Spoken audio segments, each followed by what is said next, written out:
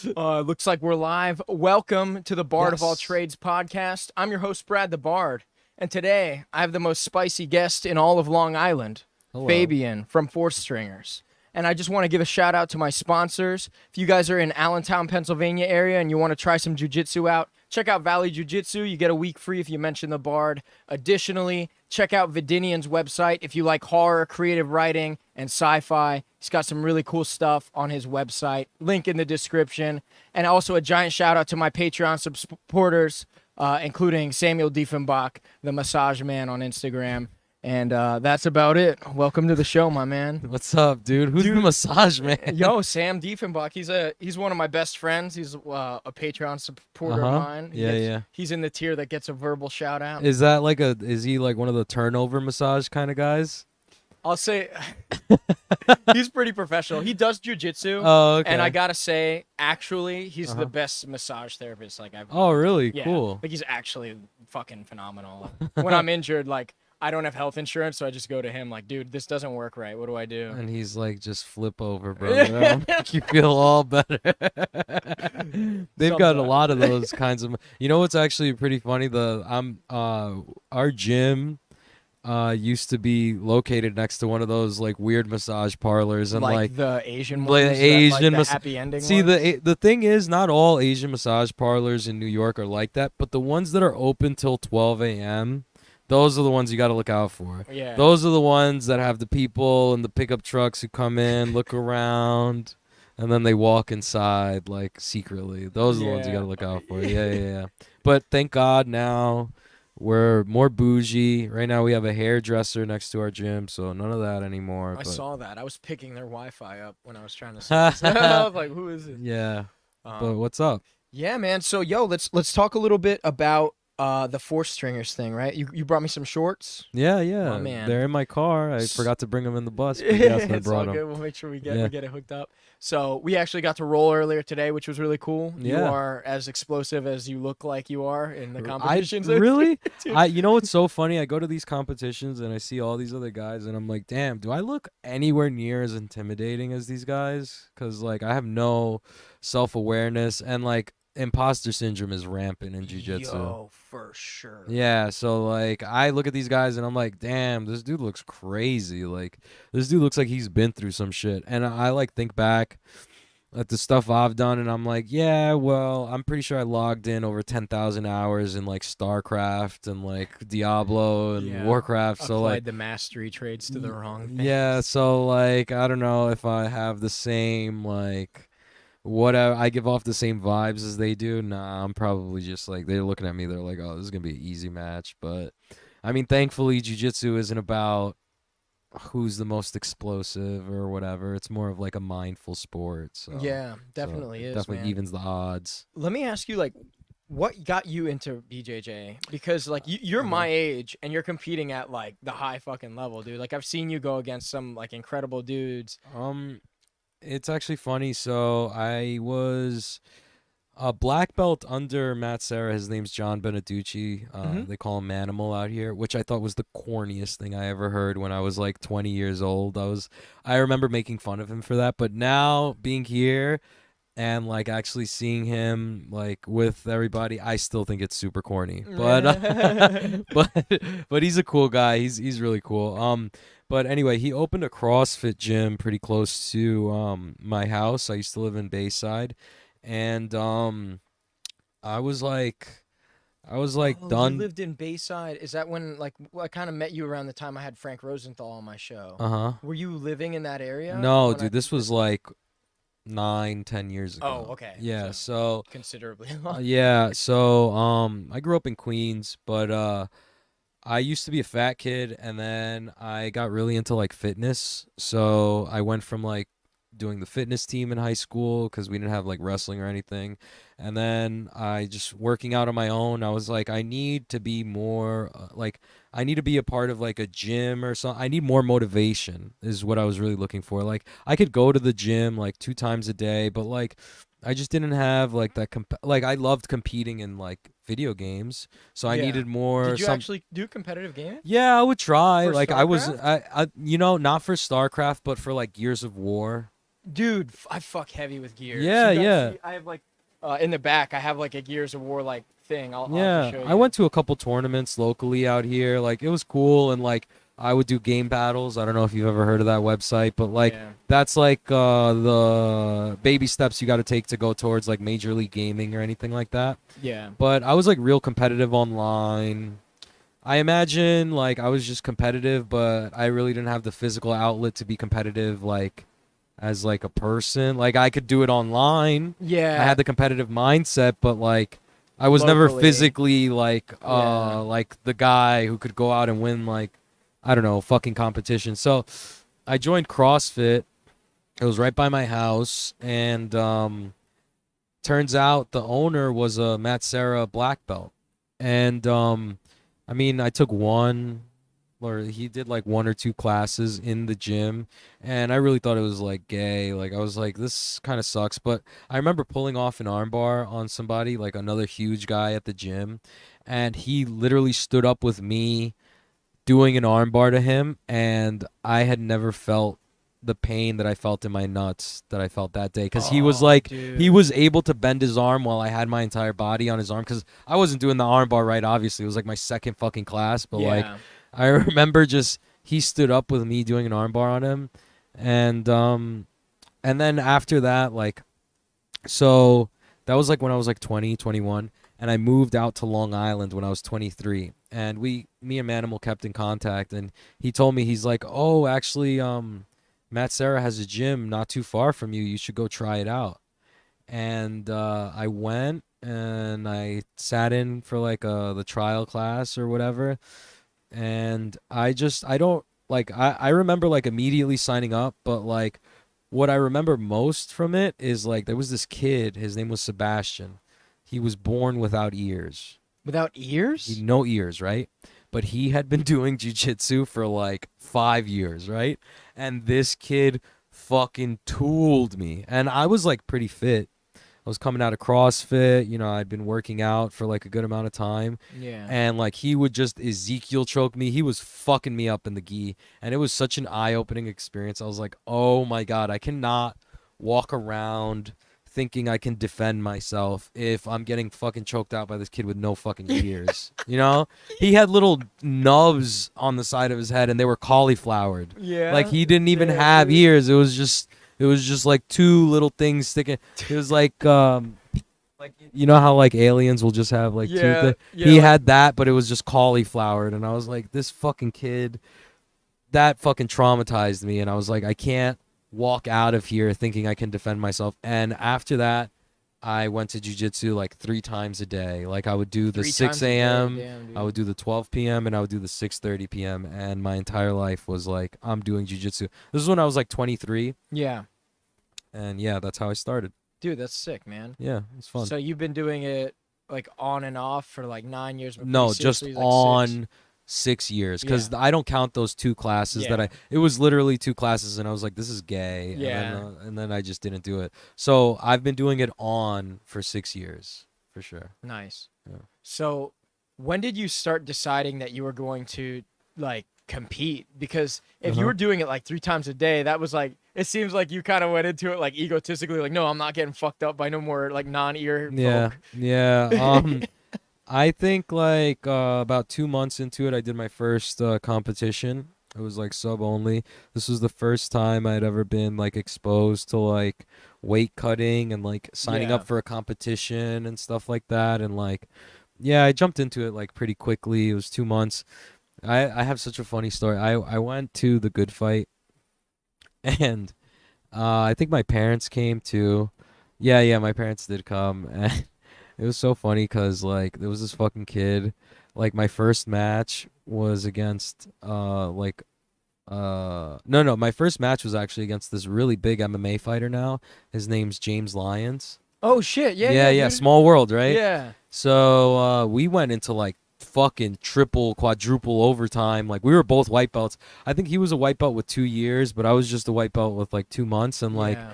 we went into like triple overtime, and the rules were in the Good Fight where like one of the overtimes is a fully locked triangle, and I did not know how to get out of a triangle, so I just tapped to a fucking triangle, Yeah. and then he got out of the triangle, and then we go into the no-gi, This is so funny. There was like, cause like once you're 16 years old, you're competing with adults, right? Yeah. So there was this fucking 16-year-old in the white belt division, and I fucking anaconda choked the fuck out of him.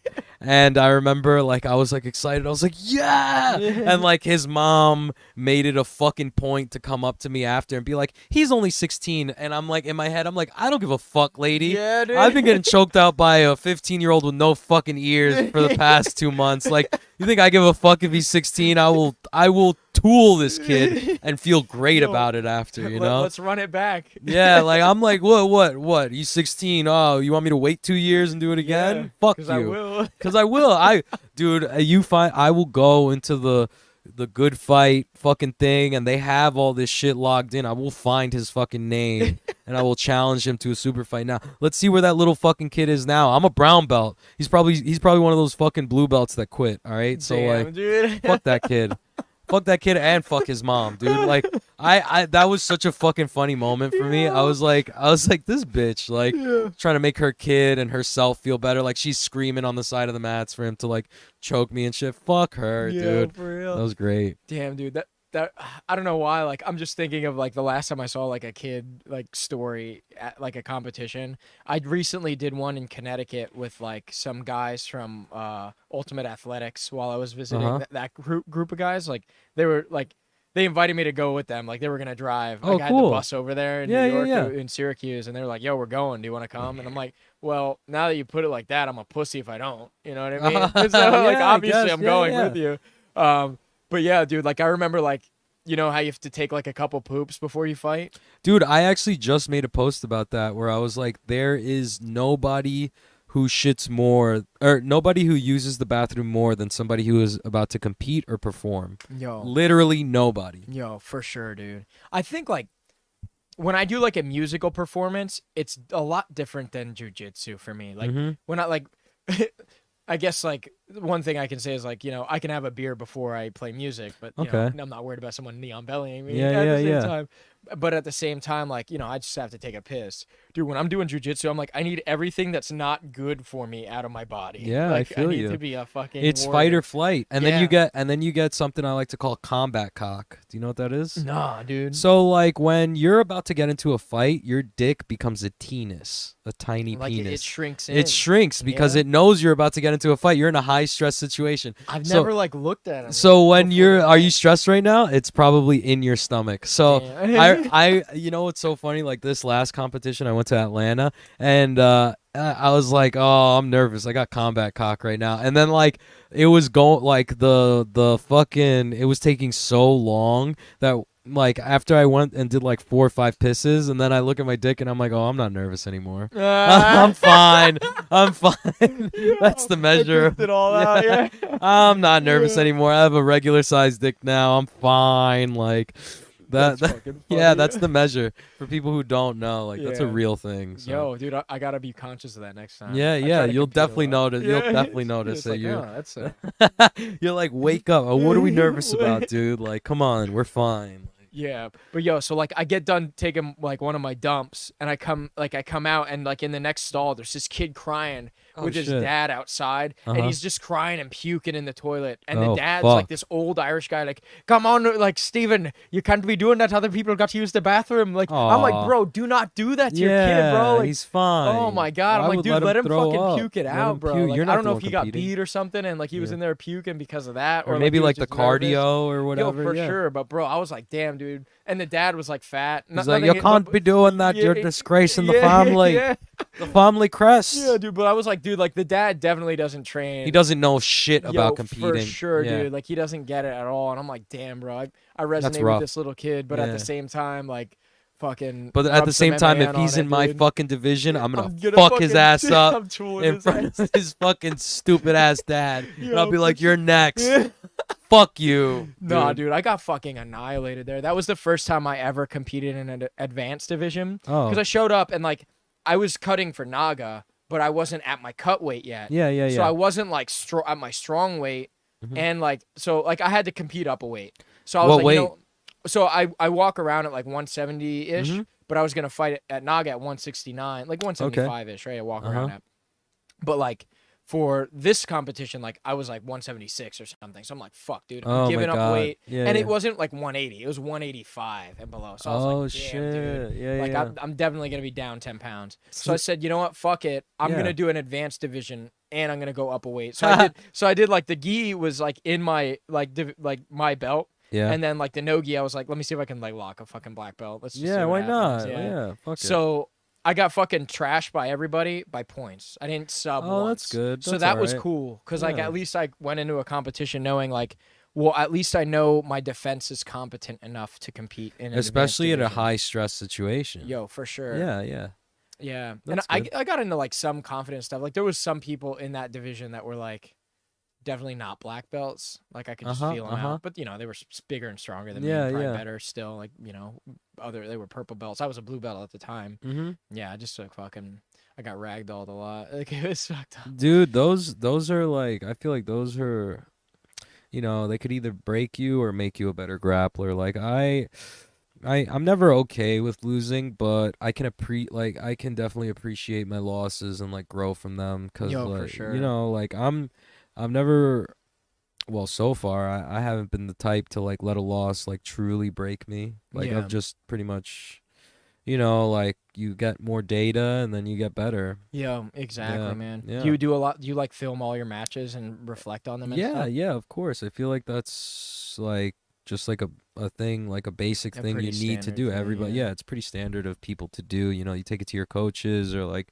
your training partners, and then you try those positions out and never let that shit happen again. Like going back to James or John, yeah, it was James. He fucking Kimura'd me. That was the first time I'd ever been Kimura'd. Well, it was the first time I ever been Kimura'd in competition. Yeah. And I made that my move. Like I was like, oh, Kimuras are sick. And Yeah. he did it from I passed his guard and he grabbed a Kimura as I was I was in side Half control. guard. Oh, no, I was what? yeah, I went side control and I was trying to wrap his head and he fucking Kimura'd me from Damn. rolled me over and I was like, whoa, tap. That was Sick. crazy. And then yeah, from then on I just went into a deep dive into the Kimura and I Enter mean the that, which system. is awesome that it wasn't like a buggy choke that I got hit with, and then Yo, I do a for deep real. dive on a fucking move that doesn't work. Like it was literally he put me on the path to learning learning about one of the best moves in jiu-jitsu. I'd say Yeah. Kimura is like one of the best things you could learn for nogi. So What's a move you really want to hit in competition? Like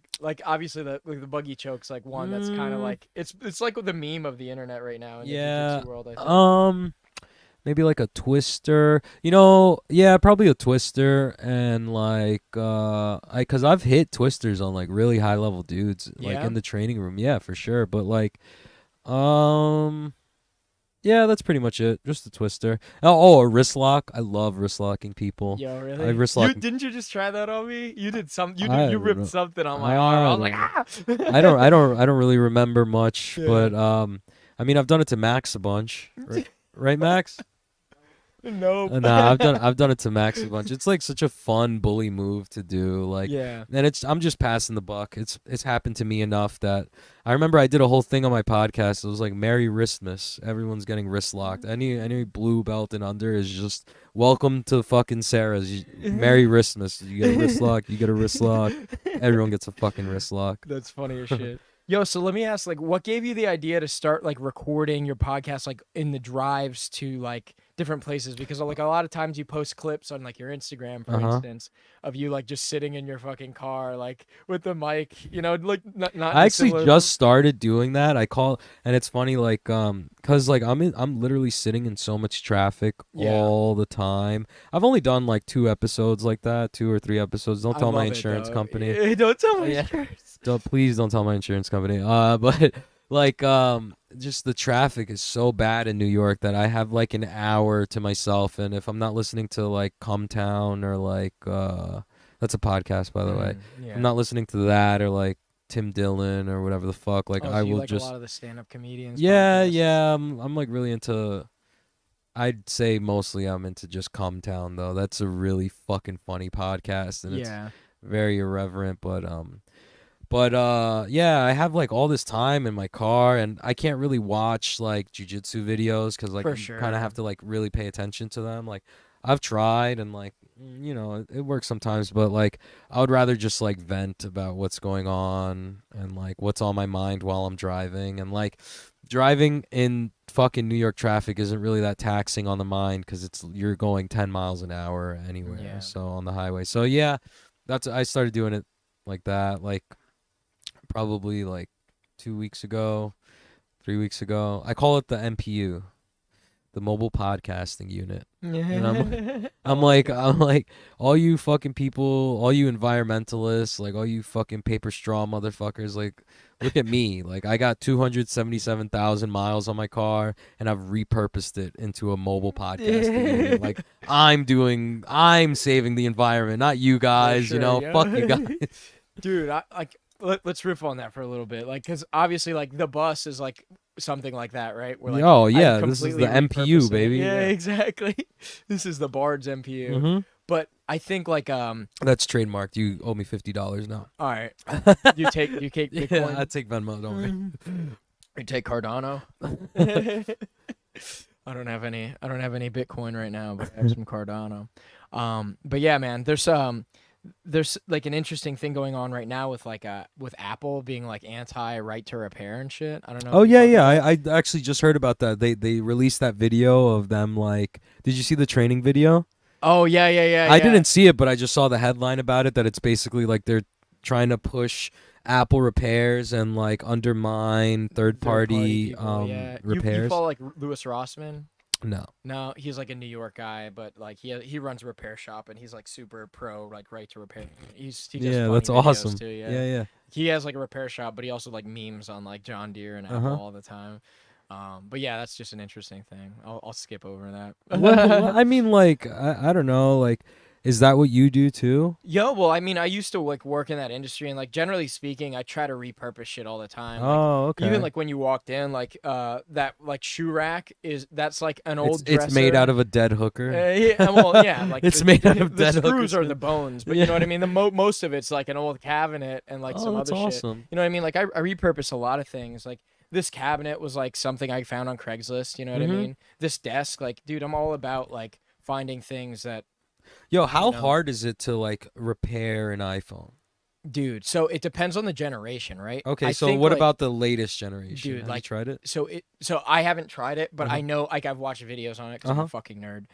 We're all nerds here, brother. Don't worry about I'll drink to that, it. brother. I'll drink to that, brother. Cheers. But yeah, so this is the problem with the newest ones, right?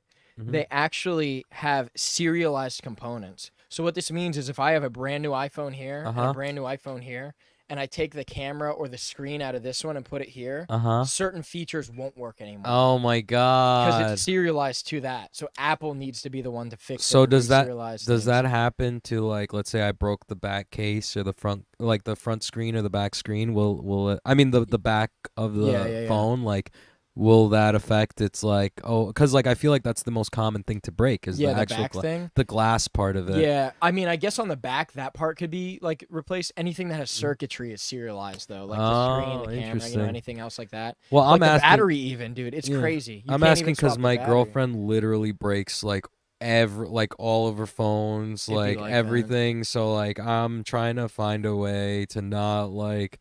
I don't want her to spend money if I can like learn a skill. Like in the process of helping her, like that's cool. Like My I would rather do that. recommendation would be tell her to get a good Android phone.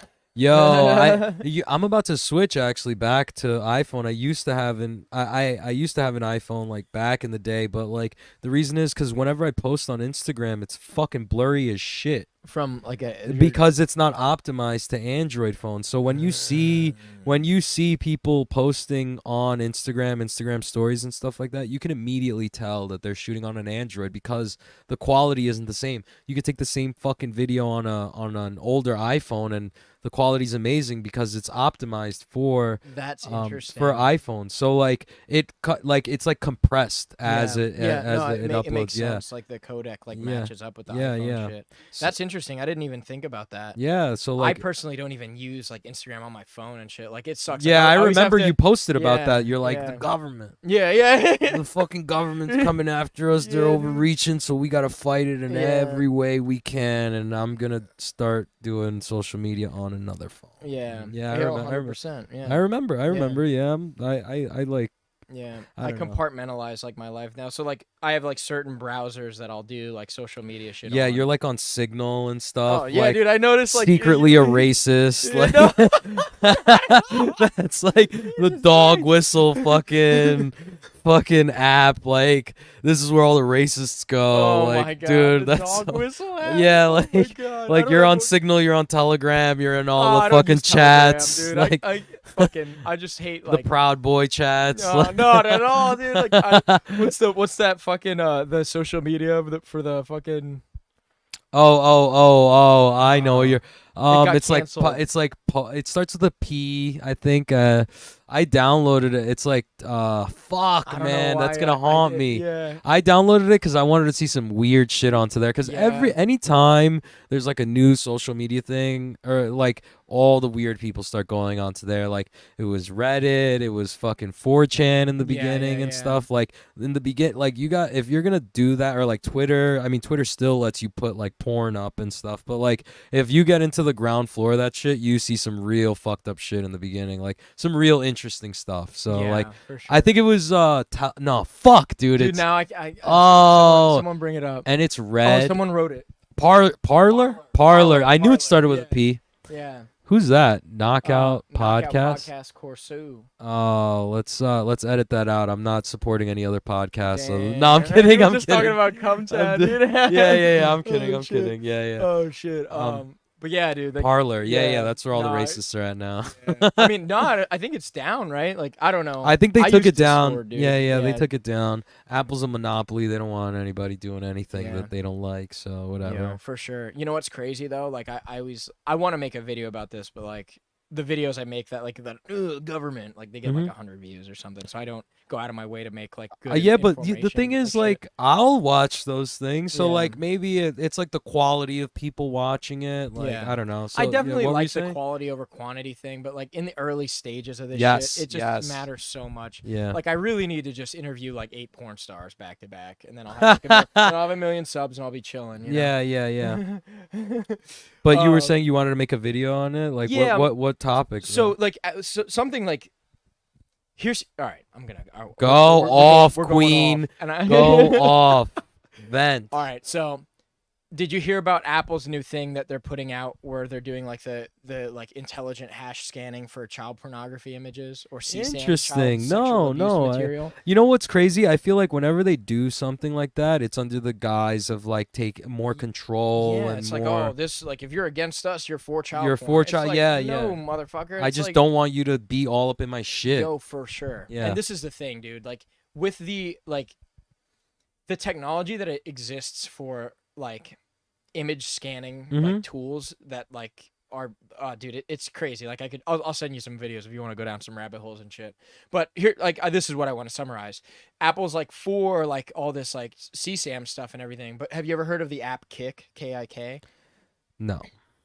So it's basically like I've never used it, but I'm under the impression that it's something like Discord. You make little rooms and you can Okay. do like different categories shit Uh-huh. for your different rooms. So you have like, Peppa Pig over here and then you Okay. have like porn over here. Oh shit. So like it's a huge like child porn exchange thing on that app. Oh god, I And- feel like you were walking me into a trap. If I said yes, I have it, you would have looked at me not crazy. even, not even. That's not so even. funny. Not even. Like, well, maybe like if you knew, you'd be like, oh, I know where this is going. kind of I'm thing, yeah. like, oh yeah, I don't Yeah. know about Kick. Yeah. What are you talking about? But anyway, like it's advertised like for kids. You know what I mean? Like the app Oh, is supposed to be like shit. advertised to children. Uh-huh. And Apple like, and it's known like to have like sex predators and shit people Mhm. on there. And Apple still has it on their app store, dude. You know what I Oh, mean? that's And it's crazy. been like it's a known thing. Like I could, So they could take down Parlor, but they can't take down Kick. yeah, because Kick has like mad ad money coming to them. Yep. And Interesting. I think that's what it comes down to, dude. Because like Kick's like and you can't. And it's like very contact them. known that Yeah, like, dude. Like you know what ended up happening? Like I'm pretty involved in like hacker culture and stuff like that. I used to Oh, work that's in cool. I wish cybersecurity. I was. Like Yeah. I really like that's so fucking interesting Yeah. to me. I wish I was a Like, hacker, do, dude. Do you know what DEF CON is? I went here the other year. No. It's so what like I- a hacker conference? Yeah, it's the biggest hacker convention. That's in the world. sick, It's in dude. Vegas. I would, dude. If you Come could with be the next time, dude. pipeline, if you could be my pipeline into hacker culture, I would love to get into that. And not even just to like I would like just like daydream about like it would be so cool to fucking it would be so cool to like just understand how hacking works and stuff and like test people's like security systems and shit. I was always so like into that type of stuff. Like, Yeah. that's cool. Francis, thanks for letting me know the mic was low. Does that sound good in your headset? Yeah. So like everyone like this is the first guest I've had that's like, I need a headset on. Like I'm like I will need oblige because you. I don't know. I like if not I feel like I have ADD or ADHD from like all Does it these sound good in your headset? Now it sounds amazing. Oh, the robot dick is Dude, broken. you know what happens, man? Like I drive this bus around and it's an earthquake machine. So every time I move like more than an hour's drive, shit Everything explodes. just oh, Yeah. that's so funny. So like when I like yank on stuff, I'm like, oh, that's loose now. Big surprise. That's funny. Anyway, where was I going? Oh yeah. Hacker So culture and yeah, stuff? what ended up happening is like these some guys that like do like some of this white hat hacking. What's that? So there's three like types like generally, right? White hat This is like a good hacker. witchcraft. Yeah. Okay. White. Then a gray hat is like, you know, like I do some good shit, some bad shit, like Uh-huh. on my own kind of thing. And black hat is like, think of what happened with the pipeline. Oh, that's Russia. awesome, Yeah. dude. Yeah. So like, and like I used to work in the field like of that shit. Anyway, there's like hackers on Kick that'll go out and they'll send like fake like child porn, like yo, Mhm, download like it links. off my Yeah. Dropbox, and then it gets all these people's information, and then they out those people, they dox those people to like the FBI, the That's three-letter agencies, awesome. because Apple and these like Google's not doing They it. wit's yeah. So like these guys are doing it. It's See, like fucking- that's it's the type awesome, of shit I man. would love Yeah. to do, man. Like Yeah. I would love to just have that as a hobby. Yeah. Like to be competent enough to do stuff like Yeah. that. That would be like a real like you know what? Like now that I'm talking about it, I feel like I'm like manifesting it, and like it's so funny having a girlfriend like that who's like so into like manifesting and crystals and stuff, because that shit is rubbing off on me so fucking much. I'm so influenced by shit like that. Like, Does your girlfriend train too? oh, dude, she's amazing. That's She's awesome. so fucking good. Yeah, she's like a really good wrestler, really good jiu-jitsu girl. Yeah, she trains with me. She's like one of my main training partners. I do wrestling privates with her like 2-3 times a week, you know? Dude, that's sick. Yeah. But like just thinking about like it's so interesting to me. I would love to do that. And like it's like, you know, you're like crusading on your own terms, you know? Yeah. Like, I'm so into like being like an independent, like doing shit my way type of thing. Yeah, Like, dude, so- that's what the whole bus thing is, dude. Yeah, like, I was kind of having this is an interesting conversation. Maybe I can have this with you right now. Like, Mhm. how do you define power? Power. I guess if I was to power. Like, maybe that was a shitty It's way to very ask the it's question. very general. Yeah, I Yeah. guess power is like the ability to do something. Yeah, like it's like the level of like competence or something that you have in a field or something, right? So like strength is power, right? Like I could be a really strong guy. And then people will call you powerful. Yeah, you know what I Okay. mean? Yeah, exactly, Uh-huh. right? And I could be like a guy that can beat people up because I'm a powerful guy that also knows martial arts. Or I could be powerful in my influence. Maybe Yeah, I yeah. am really wealthy. I'm a banker, right? Now I have this infinite medium that is money, and I can just hire 8 bouncers to fuck you up, even though you're mighty and powerful. You know what I mean? And then you have knowledge as power. Et Yeah, cetera, yeah. right? I was just gonna say, yeah. But the bus gives me a certain type of power where I have agency over my life, where I can take everything that I want to do and put it somewhere new. You know, whenever I want. Yeah. That's awesome. Yeah. So it's just like it's a really interesting like dynamic of having your life set up in this way, you know?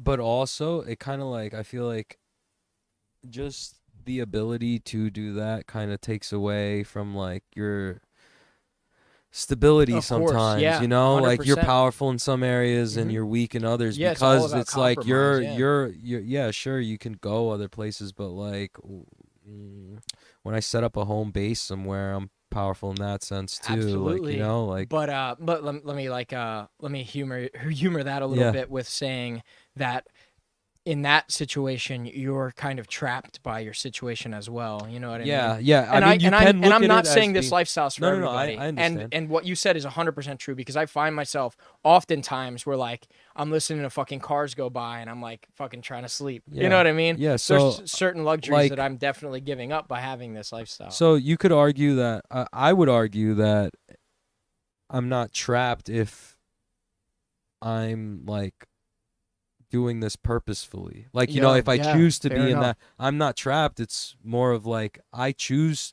to do this. Like, I Yeah. could choose to be mobile or whatever, but like I choose to be in the place that I'm at and grow in that area because I think that like this is what's gonna benefit me more, Yeah. so Yeah, like that makes sense. instead Yeah. of thinking of it as like trapped, I would say like, hey, I'm growing. I like planted myself in this place Yeah. on purpose. Yeah, for me, like I think like just to like kind of summarize everything, Hmm. like what it all comes down to for me is like I'm never spending resources on anything that I'm not 100% committed to growing. So like for me, I'm not Hmm. paying rent, right? I Hmm. just invest in making the bus more suitable to my lifestyle, right? Yeah. And then I can just put the rest in fucking AMC. Yeah. Or whatever. Yeah. Yeah. Yeah. Yeah. No. So it's and yeah, like I like what you said. Like I definitely don't see this being like a permanent lifestyle for me. Yeah. But it is the answer now. You know. Yeah. Yeah. Yeah. It's good. I feel like I can resonate with that because it's like you said, you're like doing your own thing in your way. Hmm. So yeah, Yeah. I could feel that. Yeah, Definitely, man. that like I don't know. What's so funny is like I wonder how much like astrology plays into that because like again my fucking like my girlfriend, not only my girlfriend though, but like my mom. Do you know who Walter Mercado is? No. So, like, growing up, like, in Spanish culture, there was this really famous astrologist. His name was Walter Mercado, and he was, like, and big. You didn't know if he was a man or woman, but he was very, very famous. He would come on the nightly news every night, and he would give you your horoscope, right? And he was, like, like, famous in a way where you can't even imagine in Spanish culture, right? Yeah. And it's just funny because like it got my mom and my dad, like, well, my mom mostly into like astrology, and I was like born a Leo or whatever, so like she very much instilled it into my brain that like I'm a leader, I can do whatever the fuck I want, and like I'm gonna be president one day and all this shit. Yeah. And like, I mean, look at me now, I'm just doing jiu-jitsu or whatever, but like I think that heavily influenced the way that I am, where like I'm pretty much I'm like confident in myself and like my decisions and how I want to live my life and stuff like that. Like I have no problem making big decisions because of this confidence that I've gotten embedded in me from like my mom telling me all this time like, hey, you're a Leo, you're a fucking leader, like don't ever Yeah. like anyone tell you different, like Yeah. so like I see it in this bus, you're living it, Yeah. it's cool. It's fucking sick. Yeah. Well, that was a fun tangent. Yeah. Can we talk a little bit about like your clothing brand, like the Four Stringers thing, Yeah, right? yeah. So where do you get that idea? And like I love like your the motto, like we're not first, we're fourth. Like where did that come from? So, I've been training in like really high level rooms for like a long time, I feel like and that's what got me like promoted so fast. I feel like I was very lucky to start training at Serra's early on, and Serra's is lineage under Renzo Gracie, and Renzo Gracie had in the city had one of the best no-gi teams to ever. They like changed the face of modern no-gi jiu-jitsu. Yeah, Gordon Ryan, John Donaher, and all of that. course. He trained. I mean, and we had some champions here too. Like, right now we have Aljamain Sterling. There was Chris Weidman, and we have a bunch of fighters and stuff. But that Renzo Gracie pipeline allowed me to train with some really high level people, and it was me and my best friend at the time, Sebastian Birdie. We were training at Renzo Gracie Fight Academy, and we were doing like ADCC prep. And for like, I guess your listeners that don't know, like that means Abu Dhabi Combat Club, Yeah. and it's basically our grappling Olympics. It's like the Olympics for no-gi grappling. And I was training in the room, and we weren't the best in the room, but we had like a lot of really high level people training there, like Eddie Cummings, John Calistine. Like, Yeah. so I remember just me and him came up with it where we're like, you know what?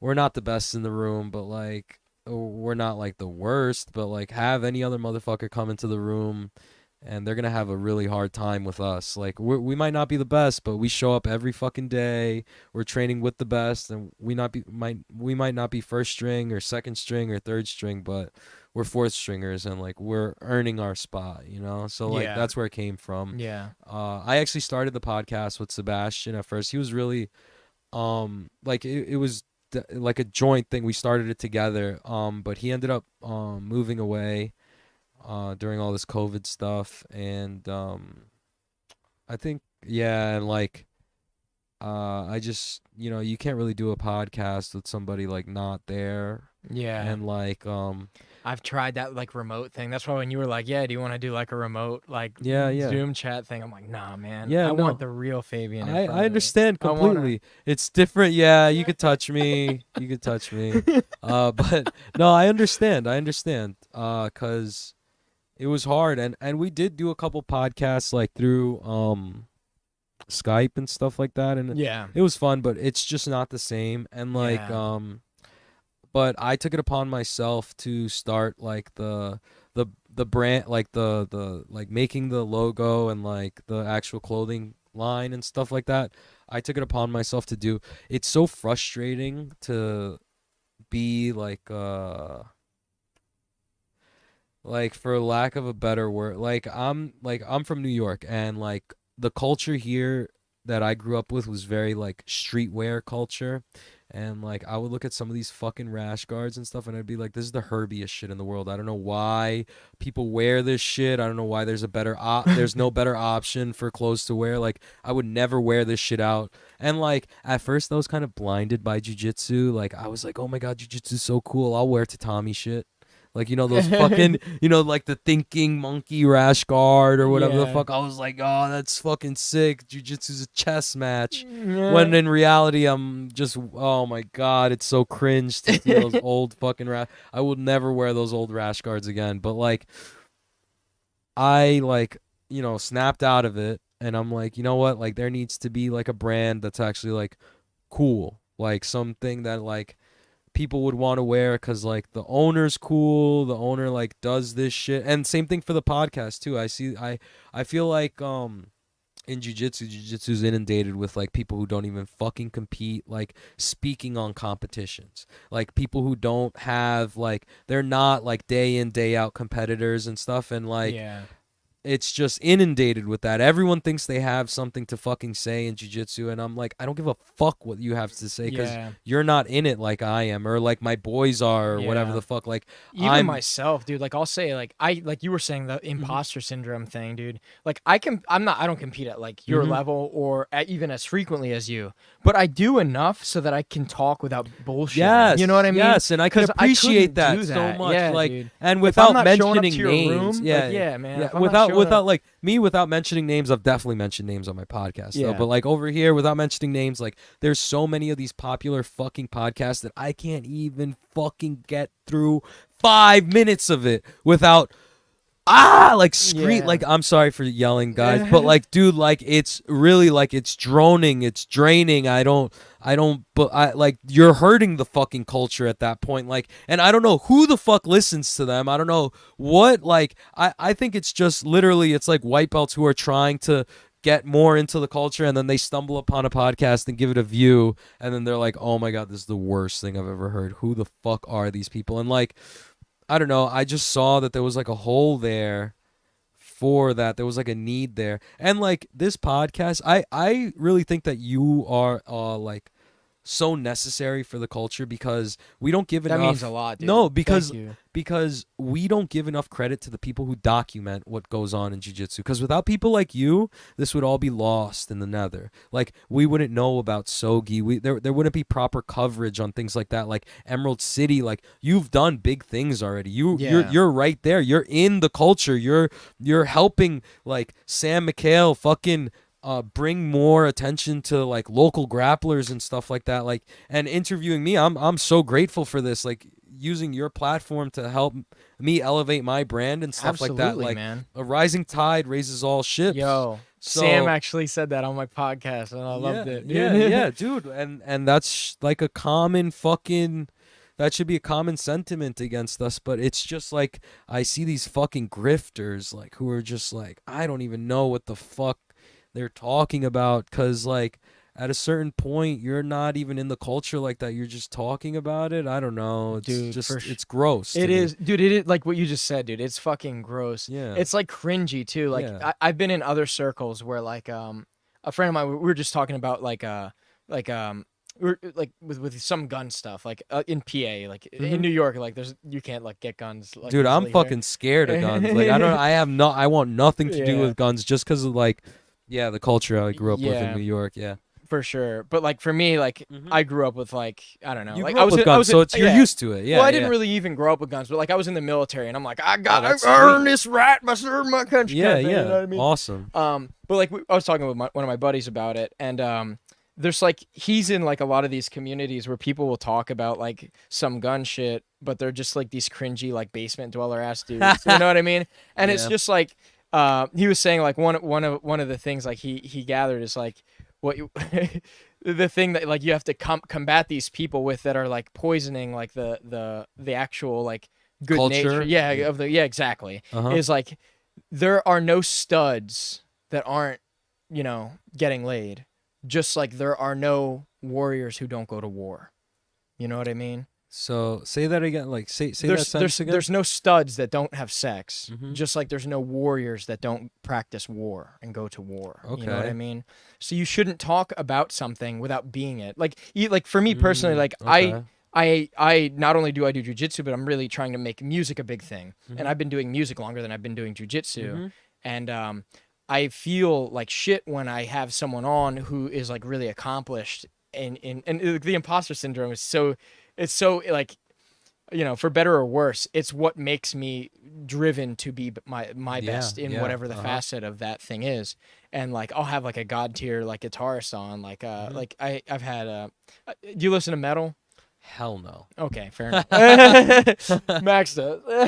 I can appreciate it Yeah. though. I did security. I used to do security in an event space over here called Knockdown Center, and Nice. one of the fucking events was like a metal show, like a rock show. Yeah. And like the energy is different when you go to like a show rather Yeah, than listen to 100%. like music. Like I was fucking headbanging. I knew nothing about any of the rock Yeah. bands, and I was like, It just this is felt the right. fucking sickest shit I've ever seen. Like Yeah. I wanted to jump in the mosh pit. Yeah. I was going crazy, and I knew nothing. I didn't know anything. But there was this guy, like one of the bands that stuck out to me, like two of the bands that stuck out to me the most was Show Me the Bodies was one of them, and then another one was like Crime Watch. But Crime Watch was because like the girl, the lead singer, was so into her performance that Yeah. I was like, this is sick. Like Yeah. I love somebody who could just like perform and give it their all and be like Yeah, themselves and stuff like 100%, that. So man. yeah, I'm not, but Yeah. you were saying about, Yeah, like my main thing is like I love to perform, but Uh-huh. like I've had people on that have come up with these masterpiece albums, and I don't record like shit that I do. So now I just started recording some of my shit. I actually recorded my first thing. Like I have Cool. like I was saying, like I just put a post on Instagram and my YouTube where I'm having a contest. If you want to win a Launchpad like thing, even like I'll put this a challenge to anyone that you know too. It's like a 1 minute long like jam track. I took like one of my old ideas, a concept. I threw like some drums, some bass on it, and then I released it. And I'm like, whoever makes the best like accompaniment to this Oh, cool. wins, and I'll send them something. So contest ends a week before Christmas, and then by Christmas you'll get That's the gift. sweet. Yeah. Yeah, cool. But that was like the first thing I recorded, and I finally like got all that shit set up with like the music end of this. So like you were saying, like you have your little brown friend or whatever, your intern, or Yeah, whatever my you're intern. describing him Zane. as. Yeah. Zane. Yeah, if he has any questions, dude, I'd love to talk more about it, because if he has questions that I think maybe I have in my subconscious, I'll want to know more. Like I want to be able to answer that question, you know? Yeah. And you know what? Like a big thing that I'm really into that jiu-jitsu taught me is like seeking out a mentor or somebody who's more like in something that you want to do, like for I think this applies to like all facets of life, which is like great because like I'm so glad I'm into something that applies to all things. Like there's a saying that goes, if you know the way broadly enough, you'll see it in all things. Like if you know the way enough, you'll see it in all things. So jujitsu, like I can apply jujitsu to almost every facet of my life. 100%, So man. like, and like I truly now like I feel like a martial artist, you know? Like I feel like I've absorbed so many lessons from jiu-jitsu, and it's taught me so much about like discipline and myself and like how to apply these things to other things in my life. And like one of the main things is like finding mentors and like finding people who will like help you avoid the pitfalls that they themselves have gone through. So like very early on in my jiu-jitsu career, I was like almost like adopted, like taken under the wing of it's this guy named Krishna. He was actually the one who you know who Eddie Cummings is? Yeah, yeah. So he I was feel like I heard of yeah. Krishna too. So, Like, yeah, he's a really yeah. I would say he's like a famous black belt, but like you have to really be in the culture to know who Yeah, he is. I think like I if you like put up like 5 dudes and said which one's him, I don't know, but I've Yeah. heard of him like in the like room Yeah, described, yeah. you know. So he has like a cool like he's a Matt Serra black belt, but he has like a Mhm. cool origin story where it's like he started a grappling club in Stony Brook. It's a college out here. And do you know who Jonathan Satava is?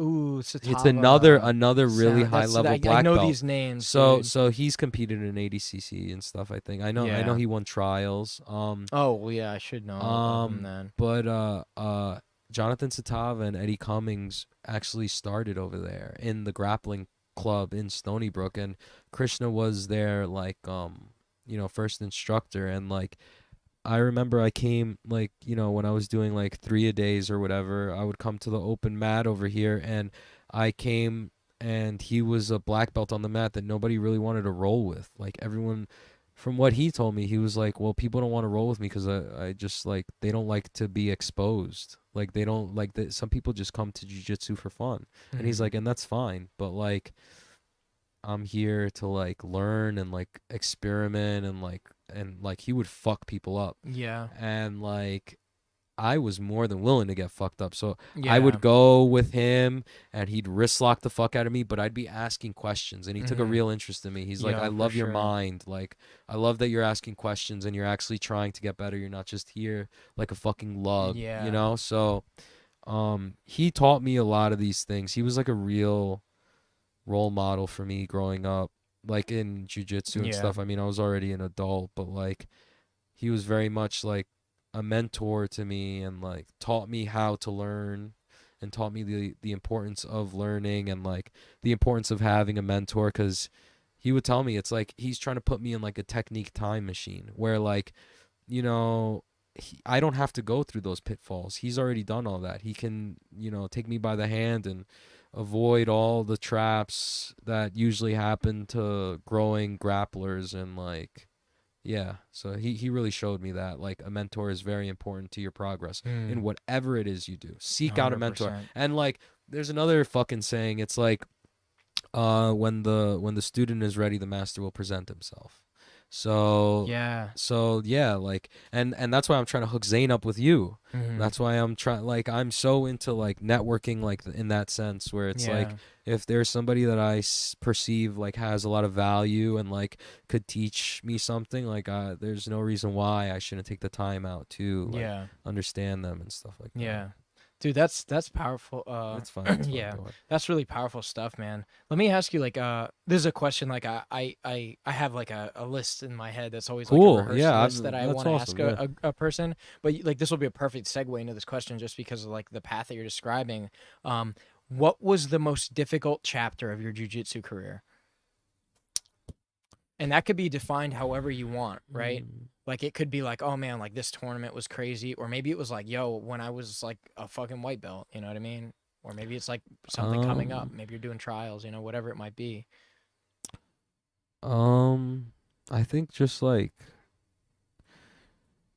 I don't know if just like currently, I guess, cuz like the more experience I get in the sport, like it doesn't, like, I'm realizing it doesn't get any easier. Like, especially if I want to get better, it's like I have to constantly challenge myself, and like it's not getting any easier. And that's fine, but it's so hard. There's so many challenges that come with jiu-jitsu, and like whether it's health or age and stuff like that. I'm not like the youngest. For sure, man. I'm not like the youngest grappler, Did you get him? No, I didn't. If you get him, I'll give you I get $1. him, I will fucking paint him on my forehead and wear his blood as an as an honor. Like, little segue, like having a car mosquito, I can't even imagine what it's like having a fucking bus mosquito. Bro, like, you know what's awesome though? Like when What? I have all the white sheets up, Yeah. I can fucking see them. Yeah. I have like a hawk's eye too. Like I have like Oh, that's cool. better than like normal vision. Oh, that's sweet. Yeah, like so I have like a receding hairline and terrible like hearing because I'm an asshole and play loud music. But like when I went The music makes your hair do that? No, the genetics do. Yeah. But like I remember like I went to like when I was in the military, like they were doing like the eye test. Yeah. I think I have like, I think it's 2018 vision, because like 2020 is like you see at 20 feet what the average person sees at 20 feet. Oh, cool. And like a hawk is like 22. Like a hawk sees at 20 feet what a person sees at 2 feet. Oh shit! Yeah. I So never had, knew like, what those numbers meant. 2018, That's awesome. Yeah. So like what you see at 18 feet, I can see from 20. Like I have pretty good sight. Shit! That's And like awesome. I think like I trained my vision really well as like a kid too. Like because I used to like I don't know if you see my bow. Like I used to do archery and I was poor, so like I'd lose arrows and I just look for them for a fucking hour. So like I'm really good at like hunting for shit. Yeah. So I know what the fuck a mosquito looks like. That's funny. Yeah, you're finding. You should get that salt gun. Yo. Yeah. You know what I'm talking about? Yeah.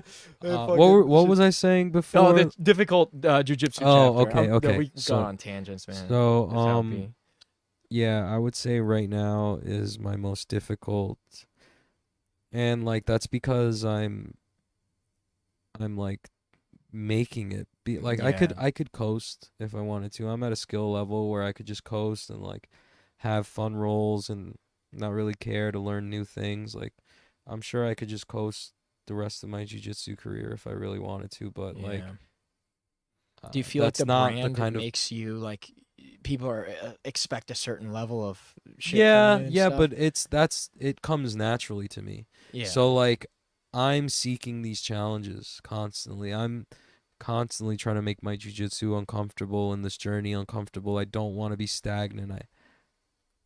That would eat me alive if I did that. So right now is the hardest, and I'm very grateful for that I'm healthy enough for it to be the hardest, because like people get injured all the time. We're very mortal, and like we're very fragile.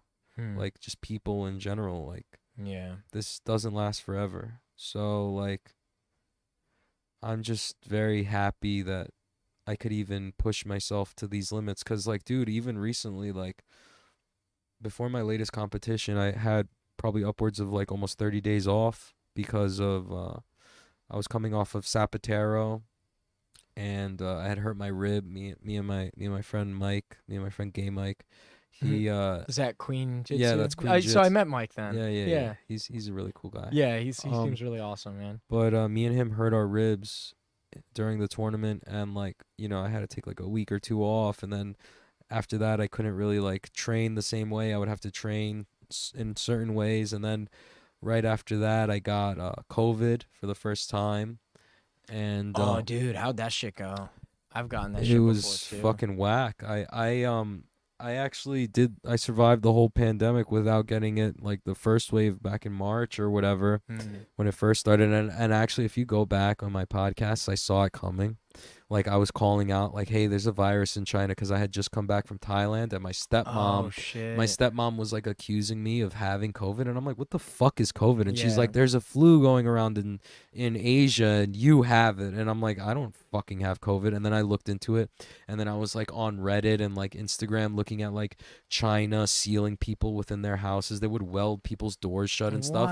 And I was sounding the alarm over here. I was like, guys, something's coming. Like, I don't know what the fuck it is, but I've been playing this game called Plague Inc.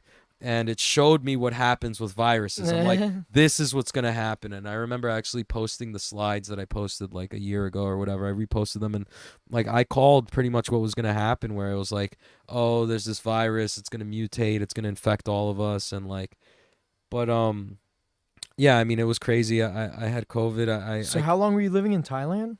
I wasn't living there. I just visited there for Oh, like okay. 3 weeks. Yeah. It was okay. fun. But You were training out there and shit. yeah, I went to Phuket top team and stuff Oh, like that. yeah, it was, nice. it was a lot of fun. But The my COVID experience thing. with COVID was I had like I remember coming back from an internet cafe. I had to like there's like this embroidery software that costs like $2,000-$3,000. Yeah, dude. So what I do is I just make.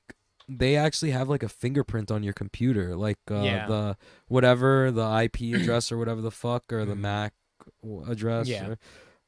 So I don't know how to change that. I thought I could do it with a VPN, but I guess I can't. So I just go to different internet cafes and I'll just activate the free trial over there, and then I could just take it back to my house and do that. So yeah, you can change the MAC address with different software. well, I just don't know what it is that they're tracking on my computer that I have to change in order to get the free trial again, but I'll ask you. Offline, Yeah, that would be a great help. But anyway, I'll show you some tricks that I use for certain things. So I needed to activate the free. Huh? I said I'm not comfortable talking about it live. Okay. So I had to activate the free trial, and right when I got home, it was like 12 a.m. I got hit like a fuck. My brain became like scrambled eggs. I was so achy, and I had a fever, and I'm like, was it like the up here on the back achy? That's where it was. No, for me. it was my legs. The it was like my legs and like just a my leg body, day. Yeah. just my body really, but my legs really were fucked up. Like you had a fucked up leg day. Yeah, I was just achy, and I remember telling my girlfriend, I'm like, I don't know what the fuck is going on with me. I think I have COVID.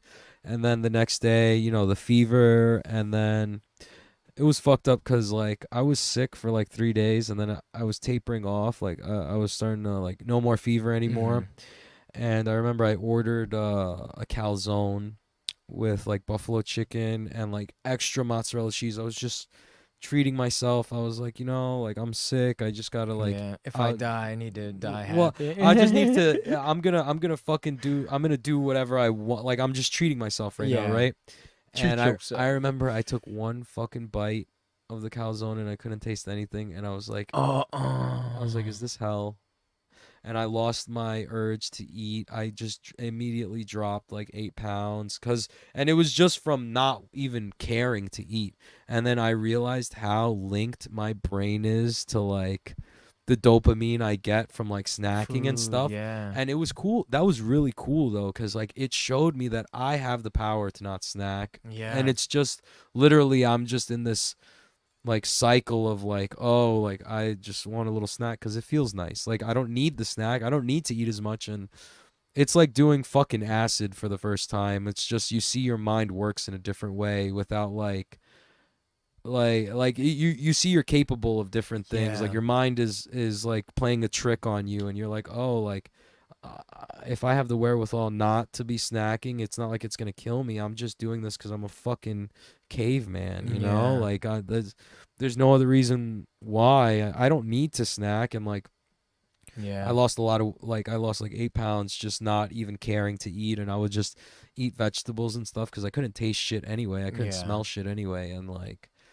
Yeah, so I mean, I still don't I didn't lose the taste, but I know someone else and that said they didn't. That's like the most depressing shit, dude. It is depressing. It is, and especially I couldn't train, and like I was just home. Like I got super productive though, like fourth stringers on the fourth stringers. Yeah, just super productive in whatever way possible. Like I was just like cleaning the house because I was just fucking playing like League of Legends. And I started playing StarCraft again. Yeah. I was watching like StarCraft video. I was trying to get good at that again, and then I remember I binged that shit for 2 days straight, and then after that, I was like, dude, I need to not ever fucking play video games again. Yeah. I got it out my system. Whatever. It was super out of my system. Me. Yeah. And then right after COVID, I got staph. And I'm really susceptible to staph. I've had staph maybe like 4 or 5 times in the past like 4 years, in the past 2 years, and like I've had them really bad. If you go on my Instagram, I have like a video. I have the scar here. Yeah, have the scar here. I don't know if you could see it with your fucking hawk eyes. Yeah, I can. But with your hawk eyes. I had really bad staph over here, and they had to like cut me open. They used like scissors and stuff, and they were like jamming it in there. What the fuck? And like I get staph to the point where I have to go to the hospital. You know, like they have to put like intravenous antibiotics and stuff. Dude, that's scary, man. And yeah, and like that's scary, but like, and that's why I'm saying like, you know, like this is the hardest point in my jiu-jitsu because like I just finished getting through that, and like I felt so mortal, and like I was like, damn, like if I was like an older dude, like if this was medieval times, I would have been dead already. Yeah. And like I wonder as an older dude, is that what's gonna kill me? And I, you know, kind of just made the decision. I'm like, whatever, like if it does, it does. Like Yeah. I'm committing my life to this art without, there's no hesitation. Like this is truly what I feel like I was made to do. Yeah. So yeah. So like, and like if it was easy, I wouldn't do it. Yeah. Yeah. Everyone would do it. Yeah, if it was fucking easy, everyone would do it. Yeah. And I'm not. It taught me a lot about myself, and like, so yeah, this is the hardest point in my jiu-jitsu career. Yeah, and man. I hope that every present moment is the hardest point in my jiu-jitsu career, because if not, then I'm not doing myself a service. I'm being passive, I'm being complacent, and that's not me. At my core, I'm a, like, I wouldn't say I'm like a fighter, but like I seek challenges at my core. My core being is like, I need that in order to feel alive. Like there is no point in my life I feel more present than before a competition or preparing for a competition. There's nothing more like that makes me feel more fucking alive. I live for those moments now where it's like my emotions are on like a 10, and even just thinking about it, I get all fucking worked up. I got goosebumps all over my body. I can't fucking wait to compete again. Like, and like I'm surrounded by people like that. I'm surrounded by people who just want me to get better and want to get better and who are chasing their dreams, and like it would be such a disservice for me not to. I know there's a lot of people rooting for me, and like gets me all worked up. That's who I am. Yeah, you know? man. So like, no, that's hard, bro. yeah, this present moment is my hardest moment in jiu-jitsu. Yeah, fuck yeah, dude. Yeah. That's awesome. That's like a terrible segue for this next question. Awesome. Would you ever do a street beefs? Probably not, just cause like I care more about training and stuff. Like now that I'm doing jujitsu and stuff like full time, and like I'm an athlete, anything that would take away from me, like maybe getting hurt or something, and it's not contributing to my career, like I'm very wary of. Yeah, dude, that makes mad sense, dude. Like, yeah. Generally speaking, for myself, like I have similar kind of mentality about it. Like I don't have health insurance and shit. You know what I mean? Like this is. Well, like, I mean, Medicaid. You don't have that Medicare, nah, Medicaid. Dude. So New York is fucking awesome. I did like I do these fourth string life hacks where it's like I teach people like little like you life hacks. Some of them nuggets. Send me a link. So. Dog. So what it is in New York, if you're on paper, you make under like 20K, they give you free insurance, and it's the most bomb ass insurance. Like I have never had to pay for a goddamn thing. Like I was on my mom's insurance till I was like 26, 25. Yeah, same. And then now I had to figure it out on my own, and like I just signed up for like government assistance, and bro, they pay for everything. Like $0 urgent care, $0 emergency room. All my prescriptions are $1. But the trade-off is like I gotta go to some like whatever doctor is in the Health First network. So like a lot of the better doctors aren't gonna take that insurance. They're like, let's get that broke shit out of here. Like, you know, like I'm not going into no fancy fucking places, but if I have an emergency or I need urgent care, like the government got me. Shit, you know? So like, and it's a huge fucking help, dude. Like like I said, like the staff, I haven't had to pay for one fucking thing concerning my staff. Like I could walk into any fucking hospital and be like, "Yo, this is my Health First card. My name's Fabian," and they're like, "Oh, come right in." Like, I probably have better health insurance than fucking veterans. You know? Like, yeah, well, I am, dude, and like they kind of like I was a reservist, so like they really don't give a shit.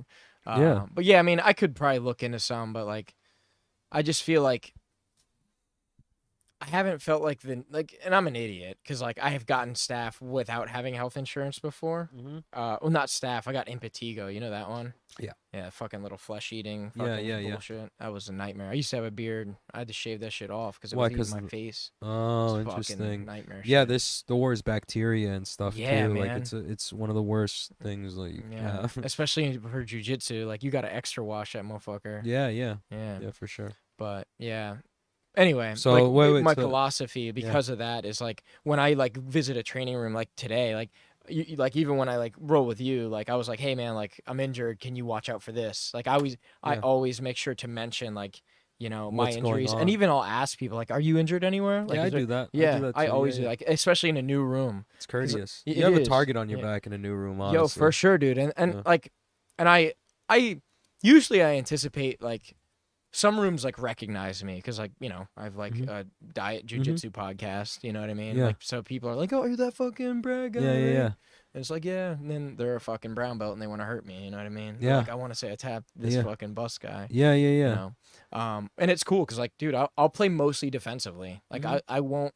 I never go hunting for people. Like I only roll hard with people I'm like close with. Like Max, Okay. like Max and me, like we had a pretty decent roll, but even Yeah. then, like like I'm like not exactly 100% right now, and like he was like the same, like Yeah, yeah. so we were like let's hit it a hard 90, you know what I Mhm, mean, mhm. with like consciousness. Yeah.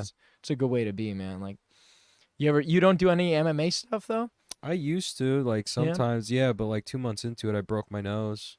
So then I was like, maybe I shouldn't do this. Like, the thing was, like, I had so much jiu-jitsu experience that it was like for the like there was one pro fighter that I don't know if he liked that. Cause like as soon as I got him on the ground, it's over, you know. Yeah, So like, yeah. and he's a pro fighter. Like egos are different in MMA. For sure, dude. So like he just timed an uppercut and broke my nose. But apparently Ugh. everyone was telling me that like, oh, he's heavy-handed, and I'm like, man. But we were also training with like little gloves, so Yeah. maybe that's. I mean, yeah, I've done MMA, I've done Muay Thai and stuff like that, and I think I'll get back into it when I'm older, but not in like a That's interesting that amateur you're gonna fight. wait on that. Like you're gonna get older before you do that. Well, because You're I not feel gonna like compete in it. I'm not gonna. It's just like a fun thing to Yeah. do on the side, and like, yeah. You think it'll just I think ground my you as a jiu-jitsu martial will artist. yeah, and my jiu-jitsu will carry me in like a safe way throughout that. Like I feel like if I get my hands on anybody at any fucking level, like I'll give them a rough time, especially now that I'm doing a lot more wrestling, like mixing that with striking. Somebody's going to have a rough time like keeping me away from them. So, I don't know. It seems like fun. Maybe I'll take an amateur fight. Sometimes I get worked up and I'm like, Yo, for kick sure, somebody's dude. ass. Yeah, dude. I be watching Street Beefs and I'm like, God, they better not call me because I'm gonna say yes. Why, you signed up for it? Or No, no, whatever? no, That's no. funny, dude. I haven't, but like, That's if, so if funny. like I ever had them on the podcast and like, you want to fight? I'm like, I do not want to fight. You know what I mean? That's so funny. Nah, I'm the type like, sure, I'll fight. Just because like I see like I look because on Street Beefs like there's actual like They're getting legit better. people. There's They're legit yeah, people. they're in there, evolving. But, and then there's some scrubs. Yeah, yeah. But like you watch the scrubs and it's hilarious, and then you watch like some competent people and you're like, man, I think I could beat up everyone there, but these would be the challenging ones. Like you know what I Yeah. mean? It's just stupid. It's at like, that point, I don't actually why wanna not do do it, an but yeah. amateur fight then? If Yeah. you know, like I think I would rather do an amateur fight Yeah. than a street. I beef think 'cause the it's only way I would safer. do like an actual like MMA fight in general is if I was gonna get paid reasonably to do it. I don't think I would care about the pay. I would just want to do it for the experience. Like Mm. cause like I have insurance. Yeah, yeah, this I know motherfucker, you yeah. don't, so you're Yeah. like, I don't want to get hurt. Like I got insurance. I'll be fine. Like Yeah. I'm fucking walking to the emergency room I'm not after. scared to tap though. Like you Yeah. know what I mean. It's not a that's like such a cool thing about jujitsu, man. Like when you get tapped by like a high belt that's younger than you, and like they just fucking body you, like they Mhm. tool you around like you did to that kid. You know what I Mhm. mean? It's just like, man, my ego has no place in here. Like Yeah. this is the place to be like you were saying, like it's time to ask some fucking questions, dude. Well, you know what the thing is, like, God, like the topic of like ego and jiu-jitsu is kind of like it's weird because people say there's no ego in it, but there's so much fucking ego in it, dude. For Like, sure, like man. there's so like it's so toxic, so unhealthy. Like, it's just like I don't know. I think it's like a real like rose-colored view of looking at jiu-jitsu. Like some people like to say like, oh yeah, there's no ego in it, and like people don't blah blah blah. But like when you're a competitor and you see these guys who like hate to lose in the training room, and then they kind of like never get better because they're just like not willing to open up, and they're only good at what they do, as opposed like I never want to be that kind of guy. And I think I have the self-awareness not to be that kind of guy, but I see myself falling into that trap a lot of times where it's like some people might get upset in the training room when they get tapped, or like a move gets done on them, and it's like sometimes you really have to like check yourself in that sense, because that's not healthy for you to grow. Yeah. And a certain amount of ego is healthy, Yeah. but For the like growth aspect. especially as a competitor, it's like, yeah, I kind of like the week leading up to my tournaments, I start going into like a crazy like transformation where I start like legitimately believing I'm like one of the best in the world.